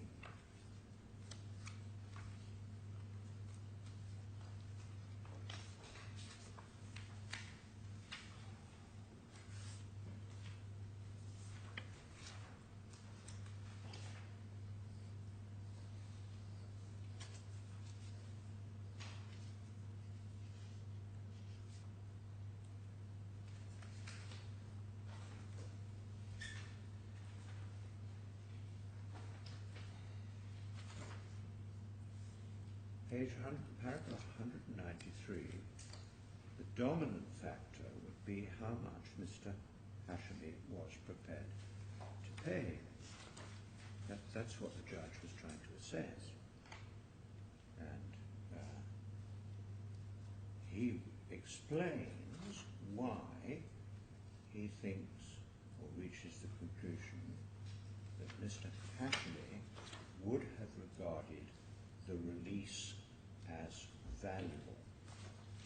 How much would he have been prepared to pay to acquire something that he regarded as valuable? The judge thinks he would have been prepared to pay 250,000 dirham. It's not a calculation. It doesn't purport to be. It's an estimate, and that's what the law provides for. And that's always the case in root and part type cases. I would say I would dispute that point based on the authorities which I have reviewed. For instance, General Tire, which is in our authorities bundle at tab 3. Similar to this case in the sense that what the court is looking at a license. And in essence, when you say, what would Mr. Hashemi be willing to pay? What the court is saying is, what would be an appropriate license? Because that's what it is, the permission to use the material. What would you pay? Well, that's a license. Well, it's not a license, it's a release, actually. Well, release, license, it's a release from an obligation. And the courts look at what this information historically is licensed at. In General Tire, where there was no evidence of lost sales, and we were dealing with a bargain Roth and Park style of damages, there was evidence as to the historic royalty or license demand that the claimant would have made. Now, the court goes on to hold that 3/8 cent per unit was the rate that it would have been willing to license its product, because the claimant in that case put in testimony to that effect. The court goes on to note, page 32, that in such cases it is for the plaintiff to adduce evidence which will guide the court. It goes on to talk about the evidence that may consist of any other factor on which the judge can decide the measure of loss. Now, here, if you're going to contend that there's a license value to this, it has to be objectively reasonable. It cannot be purely subjective. It has to be based on, this is a civil proceeding. It's for compensation for civil losses. It's not a punitive proceeding. It's not intended to be an exercise in punitive damages. It has to compensate for a loss. And in the cases that look at this, they do one of two approaches, Your Honor. They either benchmark the value of the property and put a number on it. The property is worth 50,000, the property is worth 100,000. And then they used some percentage as to what might be an appropriate license. Or they look at historic royalty rates or some type of comparable royalty rate, and then they arrive at a number. And in the cases in which that is being done, the court has evidence before it.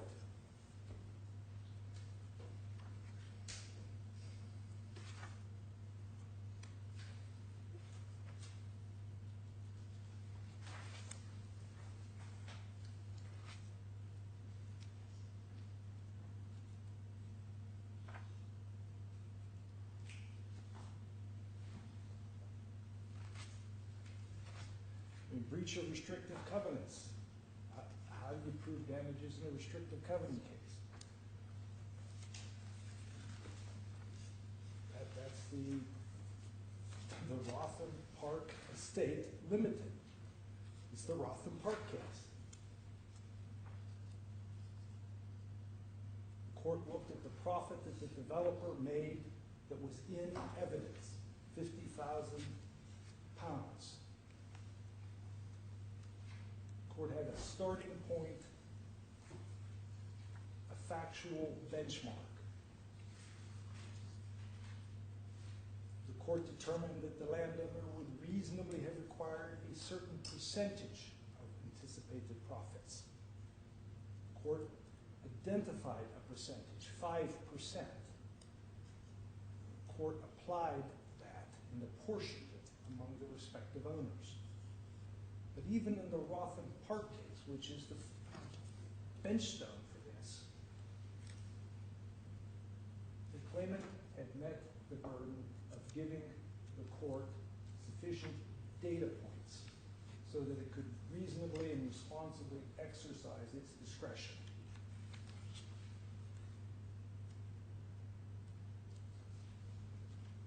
Now, at the inception of this proceeding,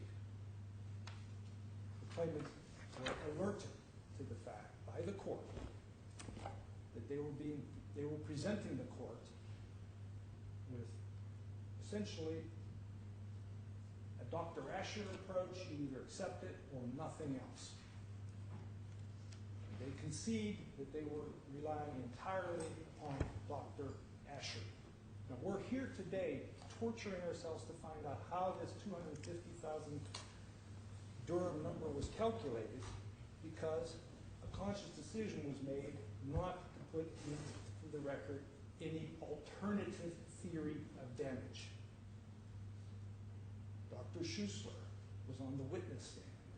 He testified that this was valuable, but was not asked any questions as to what is its value, what did it cost to prepare, how many hours were involved in it, what were the hourly rates of the people who did it, what they would license it for if they were asked,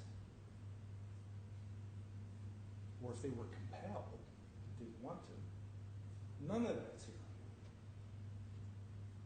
Now, in these circumstances, it's our position that what the court should have done is make a finding that damages were not proven. That there was no basis to assert damages. And that's the risk that the claimants consciously decided upon when they were seeking their multi-million-dollar award against this individual.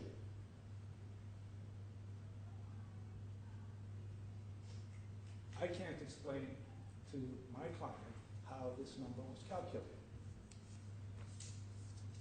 And nowhere in the response skeleton is there any effort to identify how this number was calculated, other than to point to the paragraphs that the court has pointed to, which in our contention, at its most generous, simply state they must have some value.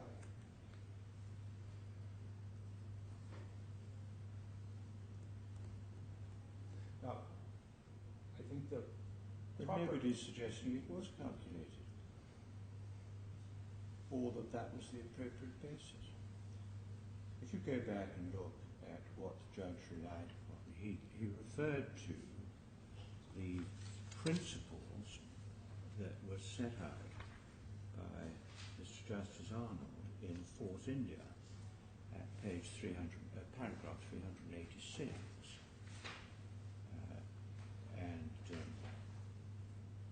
They're derived from a number of cases, one of which was WWF and World Wrestling. You'll see them. The primary basis for the assessment is to consider what sum would have been arrived at in negotiations between the parties had each been making reasonable use of their respective bargaining positions, bearing in mind the information available to the parties and the commercial context at the time that the national negotiation would have taken place. That's what the judge was seeking to establish. Now, it's no good asking the parties in a case like this, what figure would you have arrived at in negotiation? Because the answer you'll get almost certainly from the company position, from the position of TVM, is we simply wouldn't have been having that negotiation. We wouldn't have been interested in a release. So you have to make the unreal assumption that there would have been a negotiation. And the judge makes that assumption and asks himself, what do I think Mr. Hashemi would have been prepared to pay? And in assessing that, he does have information. He has the information that Mr. Hashemi was prepared to tell lies in order to get this information. And he comes to the conclusion that that is a powerful factor, pointing to the conclusion that it was of importance and valuable to Mr. Hashemi to be able to use this information. Force India. It's a jury question, isn't it? Well, even juries' verdicts are routinely set aside if there is not a factual foundation for it. I mean, it's a question of... Well, it's not without foundation. I'm simply saying that it's a difficult task to put a notional value on a negotiation which, in fact, would never have taken place. Well, And by definition, the process is, in effect, hypothetical. Force So India the making an estimate, and that's all it is a pure jury question. Force India, upon which the court cites to, stands for the proposition that the plaintiff there put into evidence factual points as to the value of the property at issue.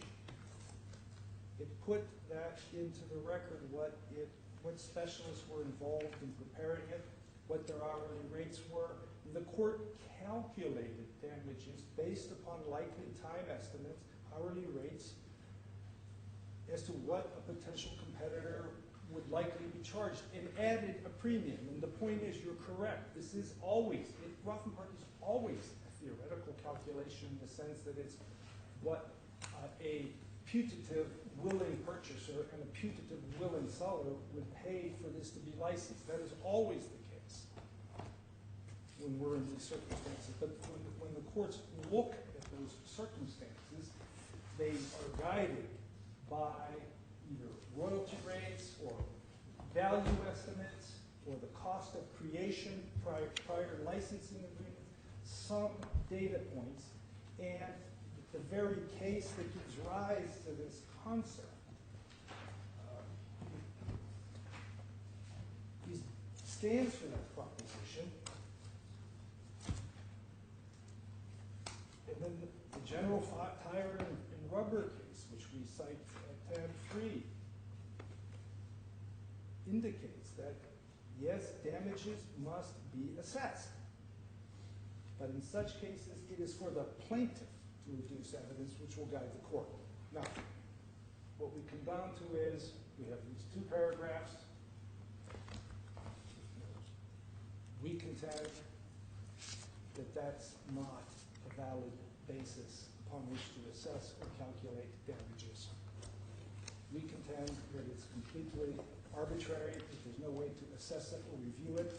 We contend that the common law requires that there has to be some factual basis underpinning it. Especially when we look at the record and it's 12 times the value that was put on this property by the owner of the property, Provita. A factor of 12 times what they valued it at. But why has that got anything to do with the question, what would TVM have wanted and what would Mr. Hashemi have been prepared to pay in the circumstances that would have existed when this hypothetical negotiation took place? Now, the circumstances that would have existed when this hypothetical negotiation took place included the following. Mr. Hashemi already had the information. He was not paying for something that was to be provided. He got it by a trick. And he got it on terms that he gave an undertaking not to use it. Now, in those circumstances, where would the parties have ended up if TVM had been asked to release him from the obligation, been asked to release him from an obligation into which he'd entered voluntarily, in circumstances in which they would not have given him the information, but for the fact that he tricked them into thinking that it was for someone else, the Emirati investor. Speaking for myself, I wouldn't have been at all surprised the judge had ended up with a much higher figure. But that's the figure, because that's the background against which this negotiation is being conducted. And that's what he says. These are all the same facts that were before TVM and Provita when they initiated the criminal proceeding. But in TVM did not institute criminal proceedings. Provita did. Which is de facto controlled by TVM. Same CEO, same ownership, same derivative damages. If you look at the expert report of Dr. Asher, it's based on the value of this information to Provita. And then it calculated a percentage of that as to what the value would be to TVM. So they've always have approached their damages claim as derivative of Provita, as they must, because the information is ultimately Provita. They valued it at 21,000. That's all we have. TVM are not claiming the value of the information. TVM are seeking compensation based on the price that would have been negotiated for a release. Now, if you have an obligation not to disclose, that obligation may be of value to TVM, and as the judge found, it was plainly regarded as sufficiently burdensome that it would be of value to Mr. Hashemi to be released from it. And that's the task the judge is engaged in.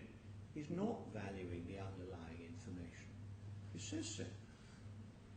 When you're looking at a bargain or a loss of bargain, what I would have realized had I been compensated for releasing my rights to allow a use. The cases, all I can say is the cases that look at that and do that analysis begin by either one of two things. They either make a determination as to the value of the property at issue and then calculate what is a reasonable royalty license from that, or alternatively, they begin with the principle of what would it cost to recreate this property alternatively. All of the cases take that approach. All of the cases have data before them that have been adduced by the claimants.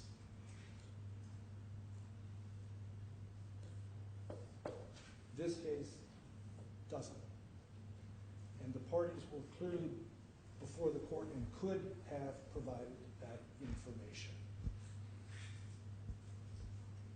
The concern, I surmise, was that if they actually were compelled to put in evidence of what this was worth, the value to them of these several pages of information, which, by the way,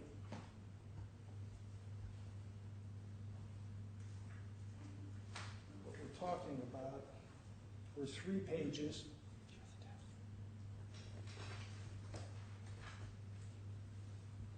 I think you're now in danger of repeating yourself, Mr. Brennan. It's got nothing to do with what it's worth. It's just trying to assess, amongst other things, how much time and cost to Mr. Hashemi would have been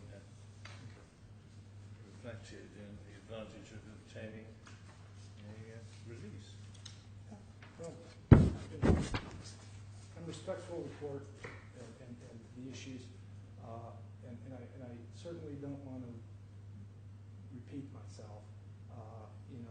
I will just simply summarize that they had the opportunity to provide some benchmark to this court to determine what the value of the information would have been from a license this perspective. benchmark, Mr. Brennan, and see whether you're prepared to answer this question. The judge found as a fact, and you haven't appealed the finding of fact, that Mr. Hashemi was prepared to lie to TVM in order to get this information. And the judge thought, rightly or wrongly, that people are not going to lie unless there is some financial advantage to be gained by doing so. What's the price of honesty in your client? Less than 250,000 dirham? Would he lie for 10,000 dirham? What Mr. Hashemi is accused of misrepresenting is whether or not he had an investor in the wings. Okay? And that isn't what the judge found, he said.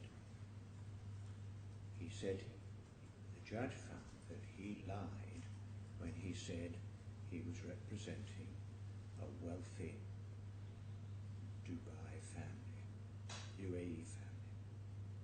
Now, I'm not surprised you don't want to answer that question, but if you don't, you leave it to the judge's assessment. when you look at what he said, there's no linkage between that representation and this information. This was a transaction where he was seeking to be engaged to find a buyer for their business. He said that he had interests that were a wealthy investor who was interested. He entered into an agreement. He was given information.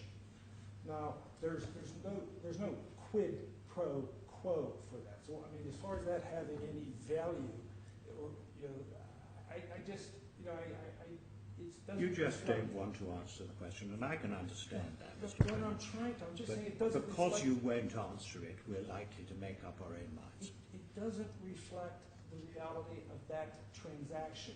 That discussion didn't take place in the sense that he's lying to get a piece of information. These are two businessmen who are engaging in dialogue as to the sale of the business. That's what this was about. The information that was provided was ancillary to that. Now, we're all assuming that that statement was made as a quid pro quo to get this presentation. We're simply reading the judge's findings of fact. I suggested a little earlier that you stop treating this court as a bunch of idiots. We're reading the judge's findings of fact, and you will see what the judge found on paragraph 9. That's what Mr. Hashemi Hashemi represented TVM, and the reason why the deal went off is because TVM weren't prepared to go on providing information until they knew who this wealthy UAE family were. And Mr. Hashemi, not surprisingly because there wasn't any such family, was never able to tell them. And that's what the judge found. That's the basis upon which he's assessing his figure of 250,000 dirham. And that's why I put to you, how much is it worth to Mr. Hashemi to tell lies? And you're not able to answer that. And I'm not surprised that you don't want to. That's a question that no one can answer. Not even Except the court. perhaps Mr. Hashemi. And since no one can He answer might that put it a lot question, lower. Mr. Hashemi was in the dock. The question could have been put to him by the claimant that has the burden of proving its damages. Anyway, you're not going to answer it. That's a hopeless proposition, isn't it? What that you put to Mr. Hashemi. Will you tell me how much your credibility is worth? Is that the question? He could have asked. The judge on the face of it has found that usually, maybe it doesn't apply to Mr. Hashemi, a reasonably high figure is placed on one's own personal credibility. And I doubt if the judge could make any clearer finding than that. You can't, very difficult to put a figure on it. That's because the whole task is difficult. So here's the judge saying, well, here, the information that was derived was probably of anybody's value, but any negotiation would have to reflect the time and cost saved to Mr. Hashemi in not doing the work himself. TVM were never going to sell the information at a low price, but the dominant factor was how much Mr. Hashemi was prepared to pay, and he'd spent a great deal of trouble getting the information illicitly, including lying about the interest of the family. Most people put a reasonably high price on their own credibility. Therefore, he must have seen a not insignificant value on having the information. The forecast profits to the platform after a start-up period were not inconsiderable. So the contribution of having the information was an end to which Mr. Hashemi must have seen as valuable on a broad assessment. The judge puts a figure of 250,000, which isn't a great fortune. It's what, 50,000 less, 45,000 pounds, $65,000. On a broad assessment, one can conclude that Mr. Hashemi understood that this information that's at issue, these 3 pages, was not confidential and had No, that is not the point. Well, it really isn't. The question is, why did he spend so much time and effort to obtain the information illicitly? Answer, because he was keen to get it, because it might save him a lot of time and money, I don't know. But he was very determined to get it illicitly. And usually one puts a reasonably high price on one's own credibility. So the fact that whether he thought it was, in a sense, not confidential or not, is wholly not to the point. Well, it goes to Paragraph what value, 193 it goes is to what what you've got to value focus it on. has, Your Honor, and what value he perceived it had. That's all. Well, would you like One to move on doesn't, to one a doesn't cost lie point? to. I'm sorry, Your Honor. Would you like to, we think we've milked this point, would you like to, there's no good going on putting a point to because we'll never get an answer to it. So would you like to move on to a cost point? Yes, Your Honor.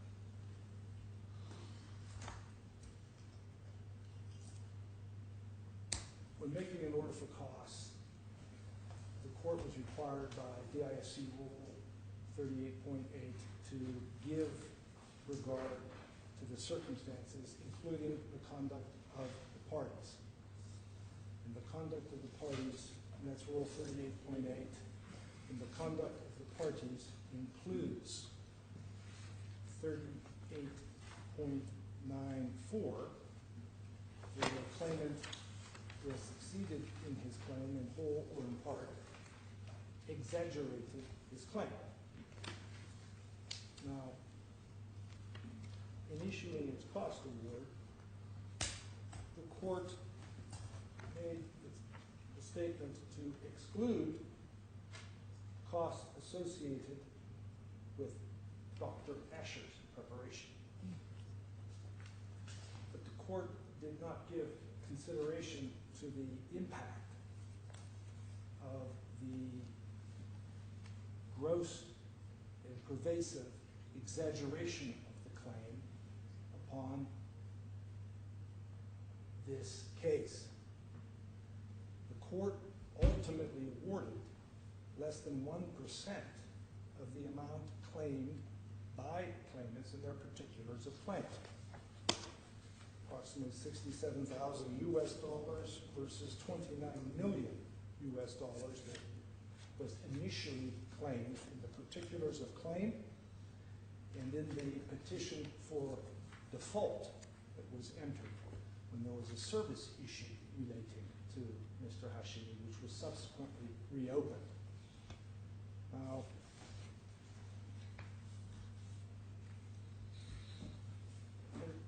the claimant undeniably exaggerated its damages claim, and TVM concedes that it would have approached the claim, a claim for 250,000 dirhams, differently from the way one approaches a claim for $29 million. In fact, they state that if both parties knew at the outset what Mr. Giles would ultimately award in damages, no doubt both parties would have considered settlement in a different light, and both parties might have approached the resourcing of this matter differently. However, the parties did not have such knowledge. And that's from TVM's skeleton argument at page 48. Now, TVM, in essence, seeks to absolve itself of any responsibility for this exaggeration of its claim. Can I just get a feel for the way the trial went? Perhaps firstly, the judge's finding on costs was simply contained within his judgment without any invitation to the parties, is that right? That's correct. Correct. And before the order was drawn up, did you ask for some opportunity to address him on costs? Or was the order part of the judgment? Maybe part of the judgment. Sometimes The judgment arrived together. I meant the order, I'm so sorry. Yes, there is an order. Now he's disallowed the costs of Mr. Asher and calling him. Correct. What other time was spent on what I call grappling with Mr. Asher's evidence? Presumably there was some debate in the course of opening submissions and closing submissions. Well, there's the cost of obviously preparing to deal with issues of this magnitude. Okay? As far as the trial. You mean the skeleton? Is that what you're talking about, or something else? Well, there's the skeleton. Argument. There's the Right. issue of one might approach a witness who's claiming $70,000 in the trial preparation. Might be a little different from a witness who's claiming Well, that millions so I'm of just trying to find dollars. out what actually happened rather than what theoretically might have happened. So some significant proportion of your opening submissions, written opening submissions and written oral submissions dealt with Mr. Asher, did it? It's the preparation. It's not only the Asher was obviously a very critical witness. A lot of time was devoted to preparing. He was the longest witness of the proceeding. Well, you're getting all the costs of Correct. cross-examining him. Correct. Yeah. And our point is going to the fact that there's a separate limb, and that's apart from whether if Asher had been, if his claim had been, couple $100,000 of what the judge determined this case was worth, then it would have been a different case. Well, It you would might have have been paid staffed that into differently. court, I don't know, but It would have been staffed differently. The approach would have been differently. But when you have a case where you're confronted, an individual's confronted with a grossly exaggerated damage claim, there's a lot that goes into the case. And for instance, this case at 250,000 dirhams, the parties could have stipulated that that case be tried by the small claims tribunal here. It's within the jurisdiction of the tribunal. The parties by consent may submit any claim up to 500,000 dirhams. But all of that will come out on assessment, won't it? I don't think so, Your Honor, because the actual costs incurred, leaving out of account Dr. Asher's evidence, will go for assessment, and when it goes for assessment on a standard basis, is all the costs of your preparing his cross-examination, all the costs of preparing that part of your opening and your closing and your oral submissions, both opening and closing, dealing with Mr. Asher, that would all be costs of and incidental. well, you wouldn't get them. You simply wouldn't have to pay them. Sorry, you wouldn't have to pay them, would I? You wouldn't have to pay them.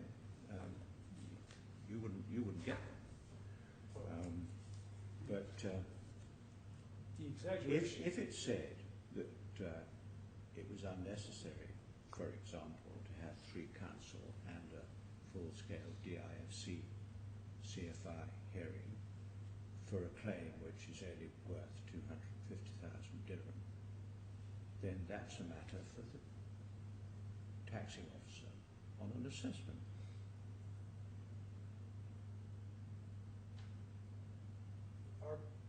My concern, and the reason we raise it on appeal, is because exaggeration, I think, is an independent element of consideration.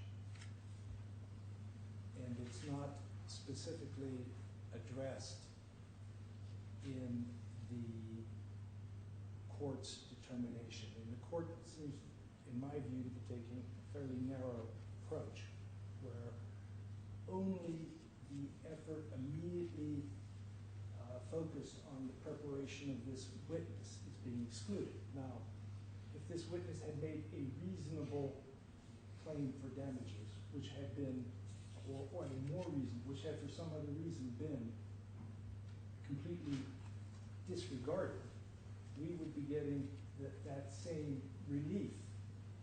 And we contend that under the rule, there's a separate issue apart from that, and that is the issue of where a claimant exaggerates its claim. And that I believe it can be addressed by the trial court, but I think for clarity,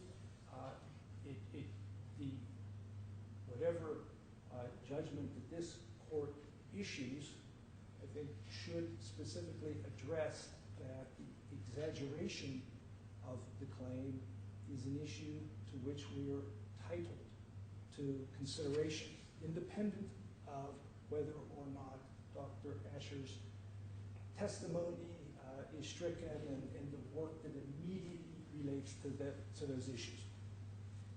Where do you get this word exaggeration from? The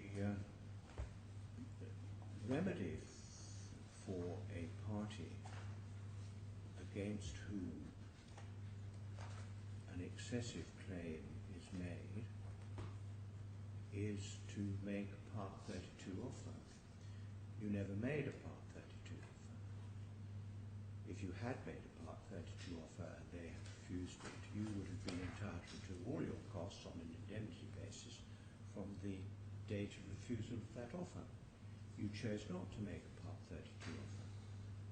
I don't know why you chose not to, but you didn't. It would have been perfectly easy to say, we accept, if you like, in principle, that we broke our covenant, that the damages are 100,000 or less, you could have made such an offer, but you didn't. Now, when you look at 3823 in the rules of the court, you find the court must have regard to the conduct, the efforts made to resolve the dispute, the amount, importance of the matter, the complexity and skill, effort and specialised knowledge, time spent, and the place and circumstances in which works were done. Where do we find exaggeration? We're relying upon Rule 38.9, paragraph 4. 38.9. I thought you were saying exaggeration was an example of the sort of conduct which should attract. It refers to whether But I was claimant. obviously wrong about that. 48 what? 38.9, the conduct of the parties includes where a claimant who has succeeded in whole or part exaggerated his claim, where he adduced evidence which didn't support the amount he was claiming. It's not a claim which is unsupported by evidence. Just judge doesn't accept the evidence and so he disallows the cost of that evidence.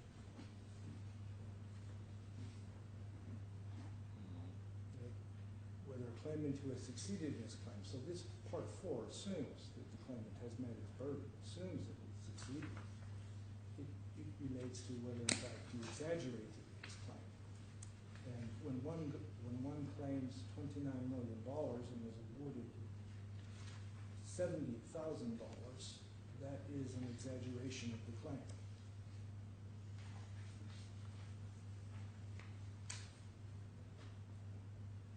Well, I'm not sure about that.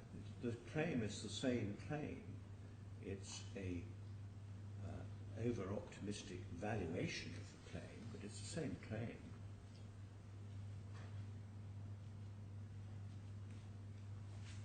And the judge does recognise that. The way he does it is by disallowing the evidence. 38.9. There are two reasons. There are two reasons for disallowing evidence normally. The first reason is that the evidence is irrelevant, doesn't go to any point that is really an issue, and therefore you shouldn't have the costs of meeting it and adducing it. The judges, this is not irrelevant evidence because the judge had to deal with it. He found that he didn't rely on it. But it was going to the point, in fact it was going to the very point which you say evidence was needed about. If you look at 38.92, there the court expressly, or there the rules expressly address the issue of raising or pursuing or contesting an allegation or issue. That's dealt with separately. And I think when you look at some paragraph 4 that refers to exaggeration, notwithstanding when you succeed on the claim, I think the logical conclusion is that applies to where somebody, to these circumstances, where somebody has made a claim, they have succeeded on the claim, but they have exaggerated their claim. So they don't get the costs attributable to that exaggeration. What order are you suggesting the judge should have made? We are suggesting that the judge, in addition to excluding the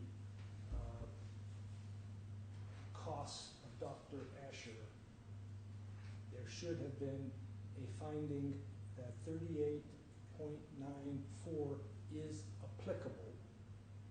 What's the order you say he should have made?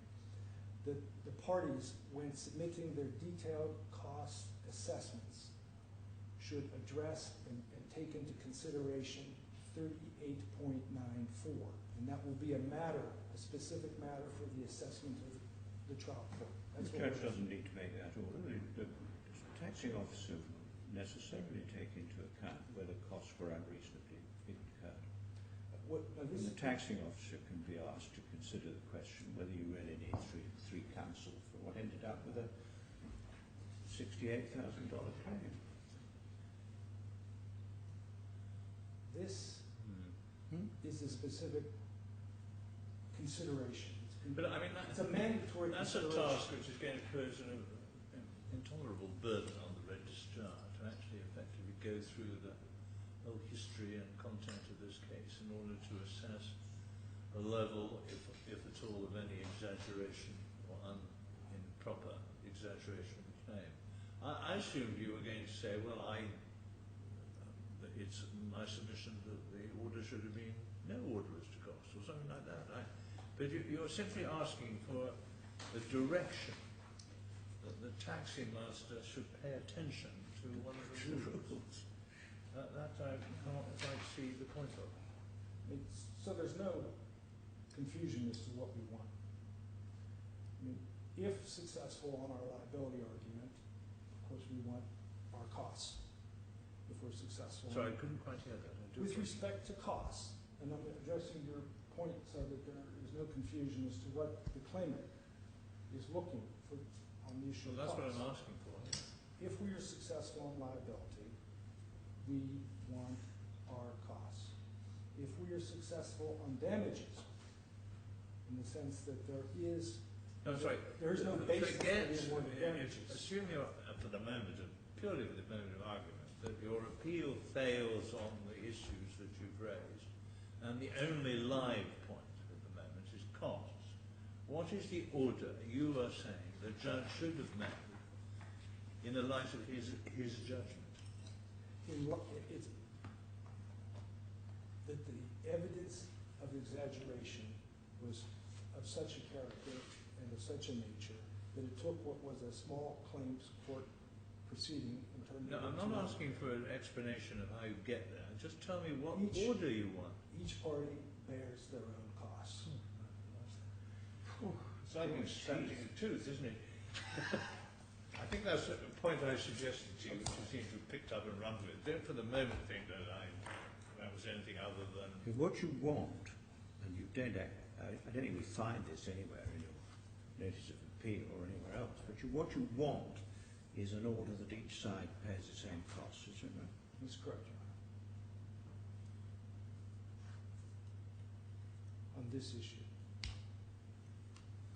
Sorry, on this issue? Well, I mean, if You put the words in on this issue. No, I mean, on this limb of our argument, if we prevail on Article 269. Well, if you that's prevail on different other things, obviously there is a potentially different answer on cost, I know.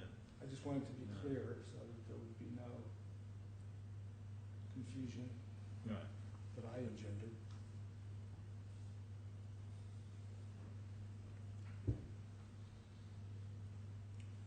Thank you. Now, why should you go away from a trial in which your client has given evidence which the judge didn't believe on the primary question of liability, which was fought with an order that each side bears the same cost? It's a civil proceeding. The purpose of a civil proceeding is you have to prove both liability and damages. If they would have more faithfully presented their damages and would not have sought this exaggerated award, these costs would likely not have been incurred. Now, are you saying to us that if the amount sought had been less, your client wouldn't have bothered to go in the witness box and tell lies? The court keeps coming back to the fact that the witness has been found to have lied. Yeah, not just lied to TVM. He was found to have lied to TVM, but he was also found to have lied to the court. So they had to go through the exercise in order to establish liability. And you're saying that despite the fact they have to go through the exercise in the face of a party who is prepared to go into the witness box and tell lies, they should walk away with and they win on liability, they should leave the court with no order as to costs. Is that really your submission? Some degree of reality needs to creep into these submissions at some stage, doesn't it? I think we have to look at what this proceeding is. This is a civil court. The purpose of this court is to assess civil wrongs and assess proven civil damages. Now, this is not a punitive proceeding. This is not a criminal proceeding. He went through that already and was acquitted. Nobody's suggesting it is a criminal proceedings, but you rely on 38.9 in relation to conduct. And 38.9.1 refers to conduct before as well as during the proceedings, so that the court is required to take account of the fact that your client came to court in order to mislead it. You're not criticising the judge for not taking that into account of. It's not before us. Well, before us. It wasn't before it because this is a possible ground of criticism that the judge doesn't seem to have given an opportunity for argument about costs, and it would be more desirable that he should in a case of this type. And equally desirable that in circumstances in which the parties have an opportunity, if on the facts they did, before the order is perfected, they should ask for an opportunity to make an argument about costs. Now, in fact, we're addressing the question of cost de novo in the sense that the judge never heard any argument about it. But there we are. Yeah, I mean, that's the way it evolved. When we received the orders, we had the limited appeal time, and we had to appeal from both orders concurrently, which is what we did. And well, the usual form of order in circumstances where a judgment is being handed down, as this one is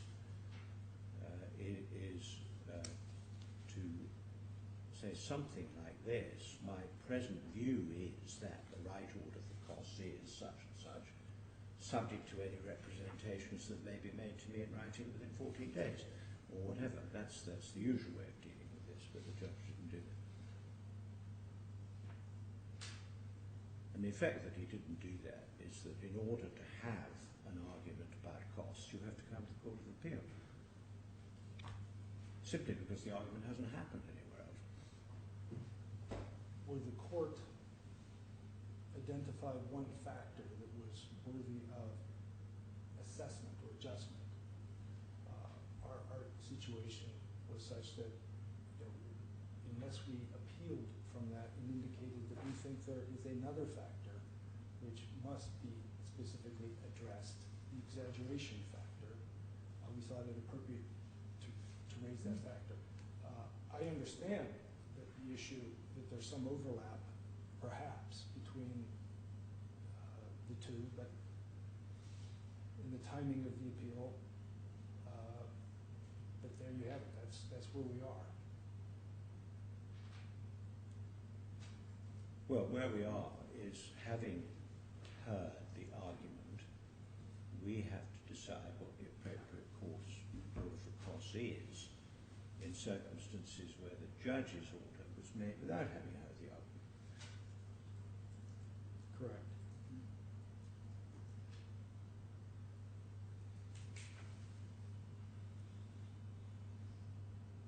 And you say the appropriate order is that each party bears the same costs of the whole proceeding. Yes, Your Honor. Given the extreme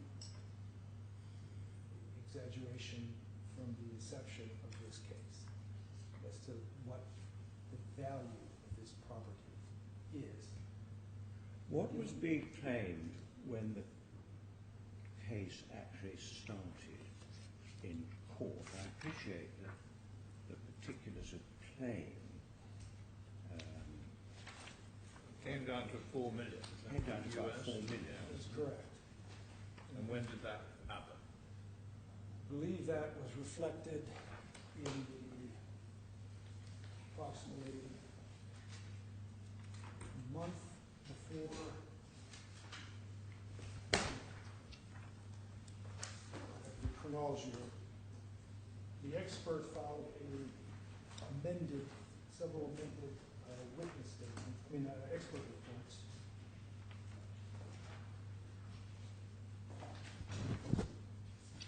You say reduced a month before the hearing, Yes. What's actually claimed in the particulars of claim as damages to be assessed, I think.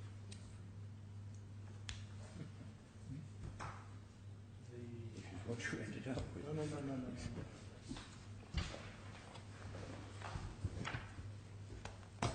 Page 90 of the appeal bundle, tab 6.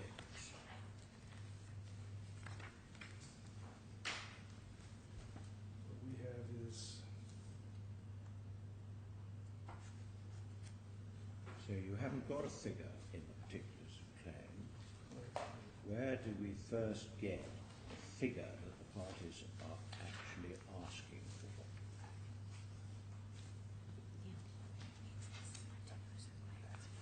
When it gets to trial. it's there. Let me find the record references.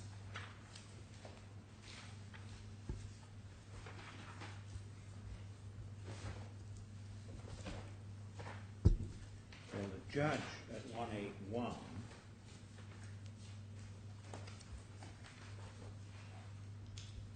says this, that Dr. Asher arrived at a value of 14.58 million dirham.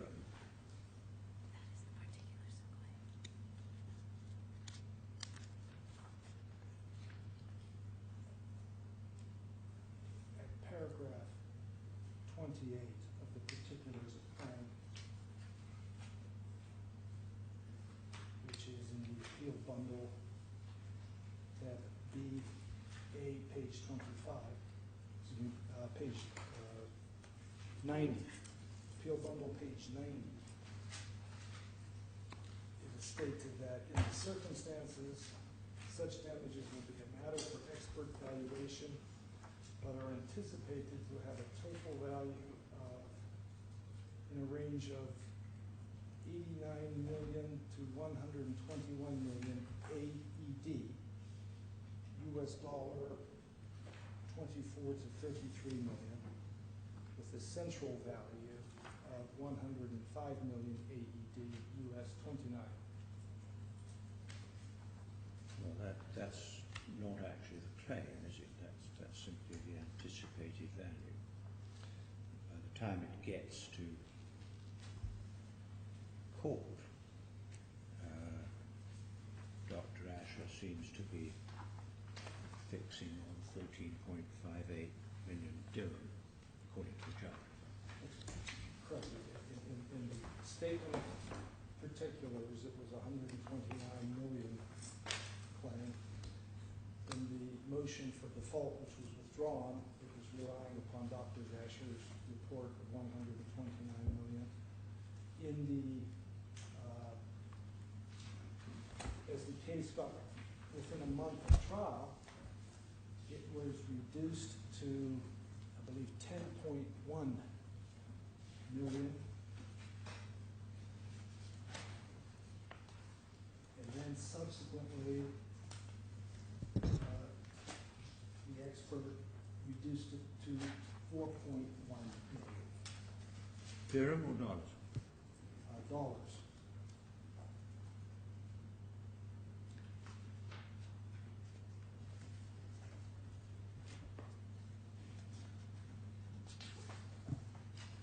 Is $4.1 million the equivalent of 14.5 million dirham? Sounds about right. The reference is appeal bundle page 184, which is the expert's report that was issued before, the last expert report that was issued approximately a month before trial, where he calculates the claim at 4.1 million.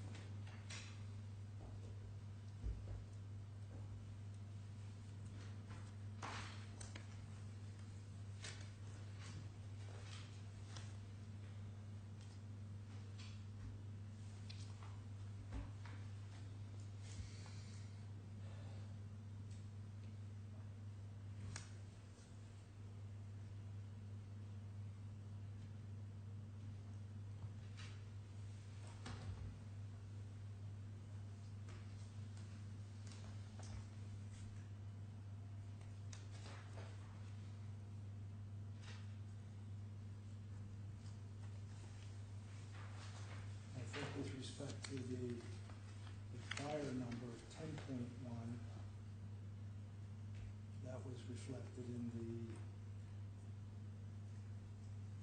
expert report found at the appeal bundle, tab 12, page 161.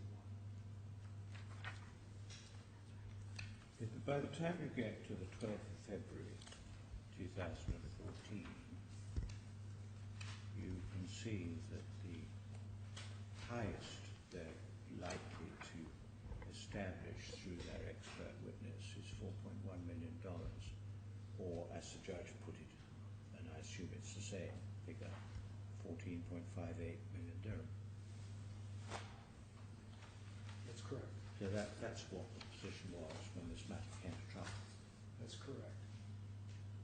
They took that position for the first time in that expert report. After submitting prior expert reports, the range of 29, and claiming 29 million. And that was a month or so before the trial. Correct.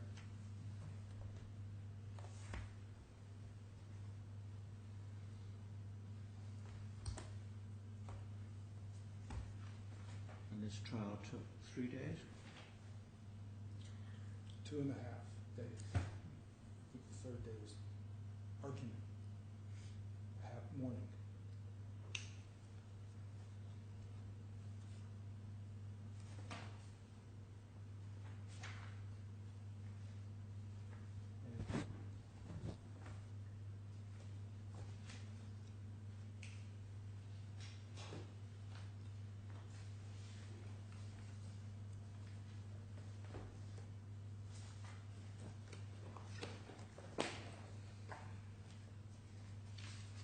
And Dr. Asher was the sole evidence of what they were claiming. There was no other evidence. And it's on the issue of cost, we believe that that's a relevant consideration, a very material consideration. And we couple that with the fact that parties did in fact were requested by the court at their conciliation pretrial conference whether they wished to participate in conciliation. And the defendant did affirmatively indicate willing to participate in conciliation. The defendant had no interest in participating in conciliation. And we think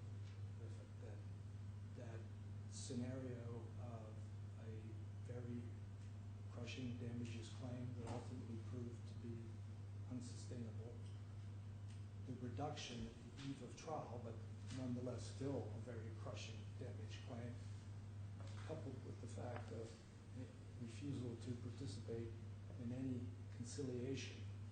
Those are all worthy factors to be considered either by this court or by whoever ultimately considers the cost question. And that, Mr. Brennan, at the risk of repeating the obvious, the protection for a defendant who thinks that the claimant is over-egging the claim and seeking far too much is to make a Part 32 offer. That's what Part 32 is there for. And the fact that you made a Part 32 offer would normally have the effect of concentrating the claimant's mind on the risks it incurs if it pursues the claim on an exaggerated basis. And once you put in you do remind yourself what the effect of the Part 32 offer is. If you put in a Part 32 offer and the claimant refuses it and doesn't beat it, he's paying indemnity costs thereafter and interest at a fairly swinging rate on those costs. So the way to deal with a claimant who's asking for too much is to put in a Part 32 offer. Now, you didn't do that. I find it extraordinary that you didn't, but that's what you didn't do. I would submit. You don't put in a Part 32 offer because you necessarily think the claimant's going to accept it. You put in a Part 32 offer because it brings home to the claimant that if he goes on after that, he's incurring considerable cost risks.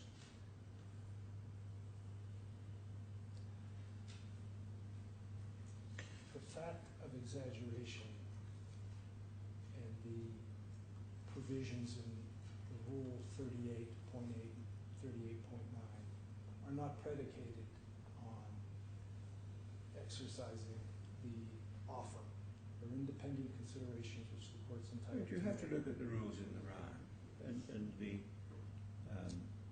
there are all sorts of claims which can be exaggerated which are not money claims. But money claims are actually capable of being dealt with under Part 32.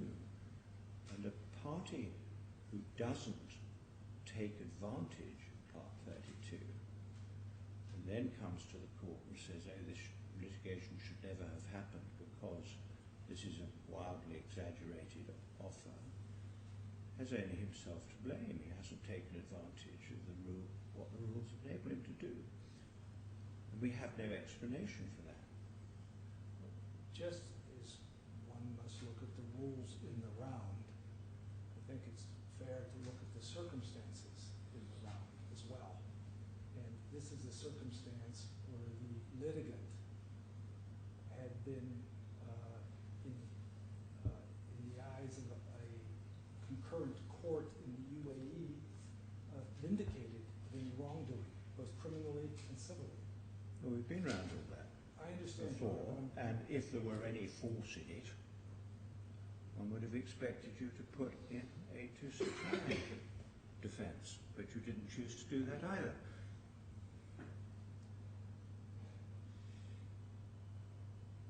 If you were really relying on what had happened in Abu Dhabi, you have 269 dealing directly with the effect of res judicata in the Emirates, and you don't choose to refer to that.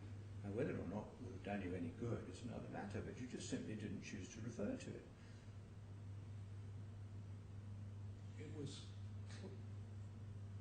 it was clearly that the consequences of that proceeding were clearly in the forefront of the parties.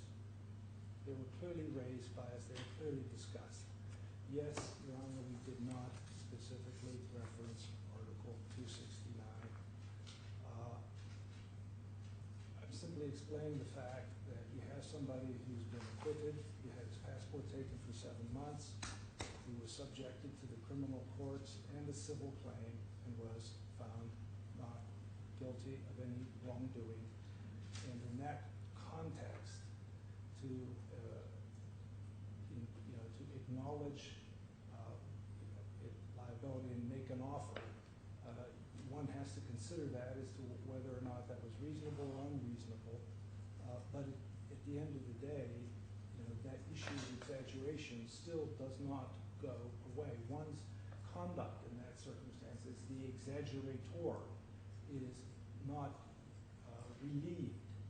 They still have an independent duty not to exaggerate claims, and there are consequences. Some of them very tangible, some of them less tangible, but there are consequences when you're dealing with a claim that's an entirely different order of magnitude. That's our point.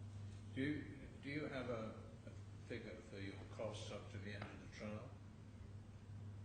What did we say? And do you have a figure or a schedule from the... Yeah, I mean, claimant? it's in the record. Cost order was submitted. Okay, so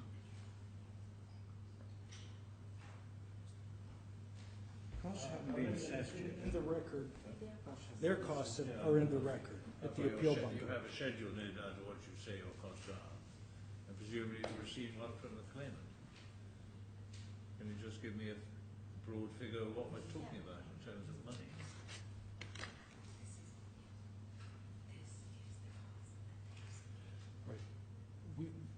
You don't have in the record our schedule of costs. The record, it only reflects the schedule. You have a schedule from the claimant. Yes. What's the figure? Through the completion of trial, it's $868,909.47. $860,000. Yes. $868,000.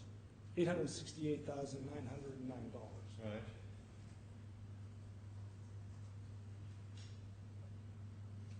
Okay. And does that include the Asher costs or not? It's exclusive of the Asher costs. Our understanding, it was submitted excluding Asher costs.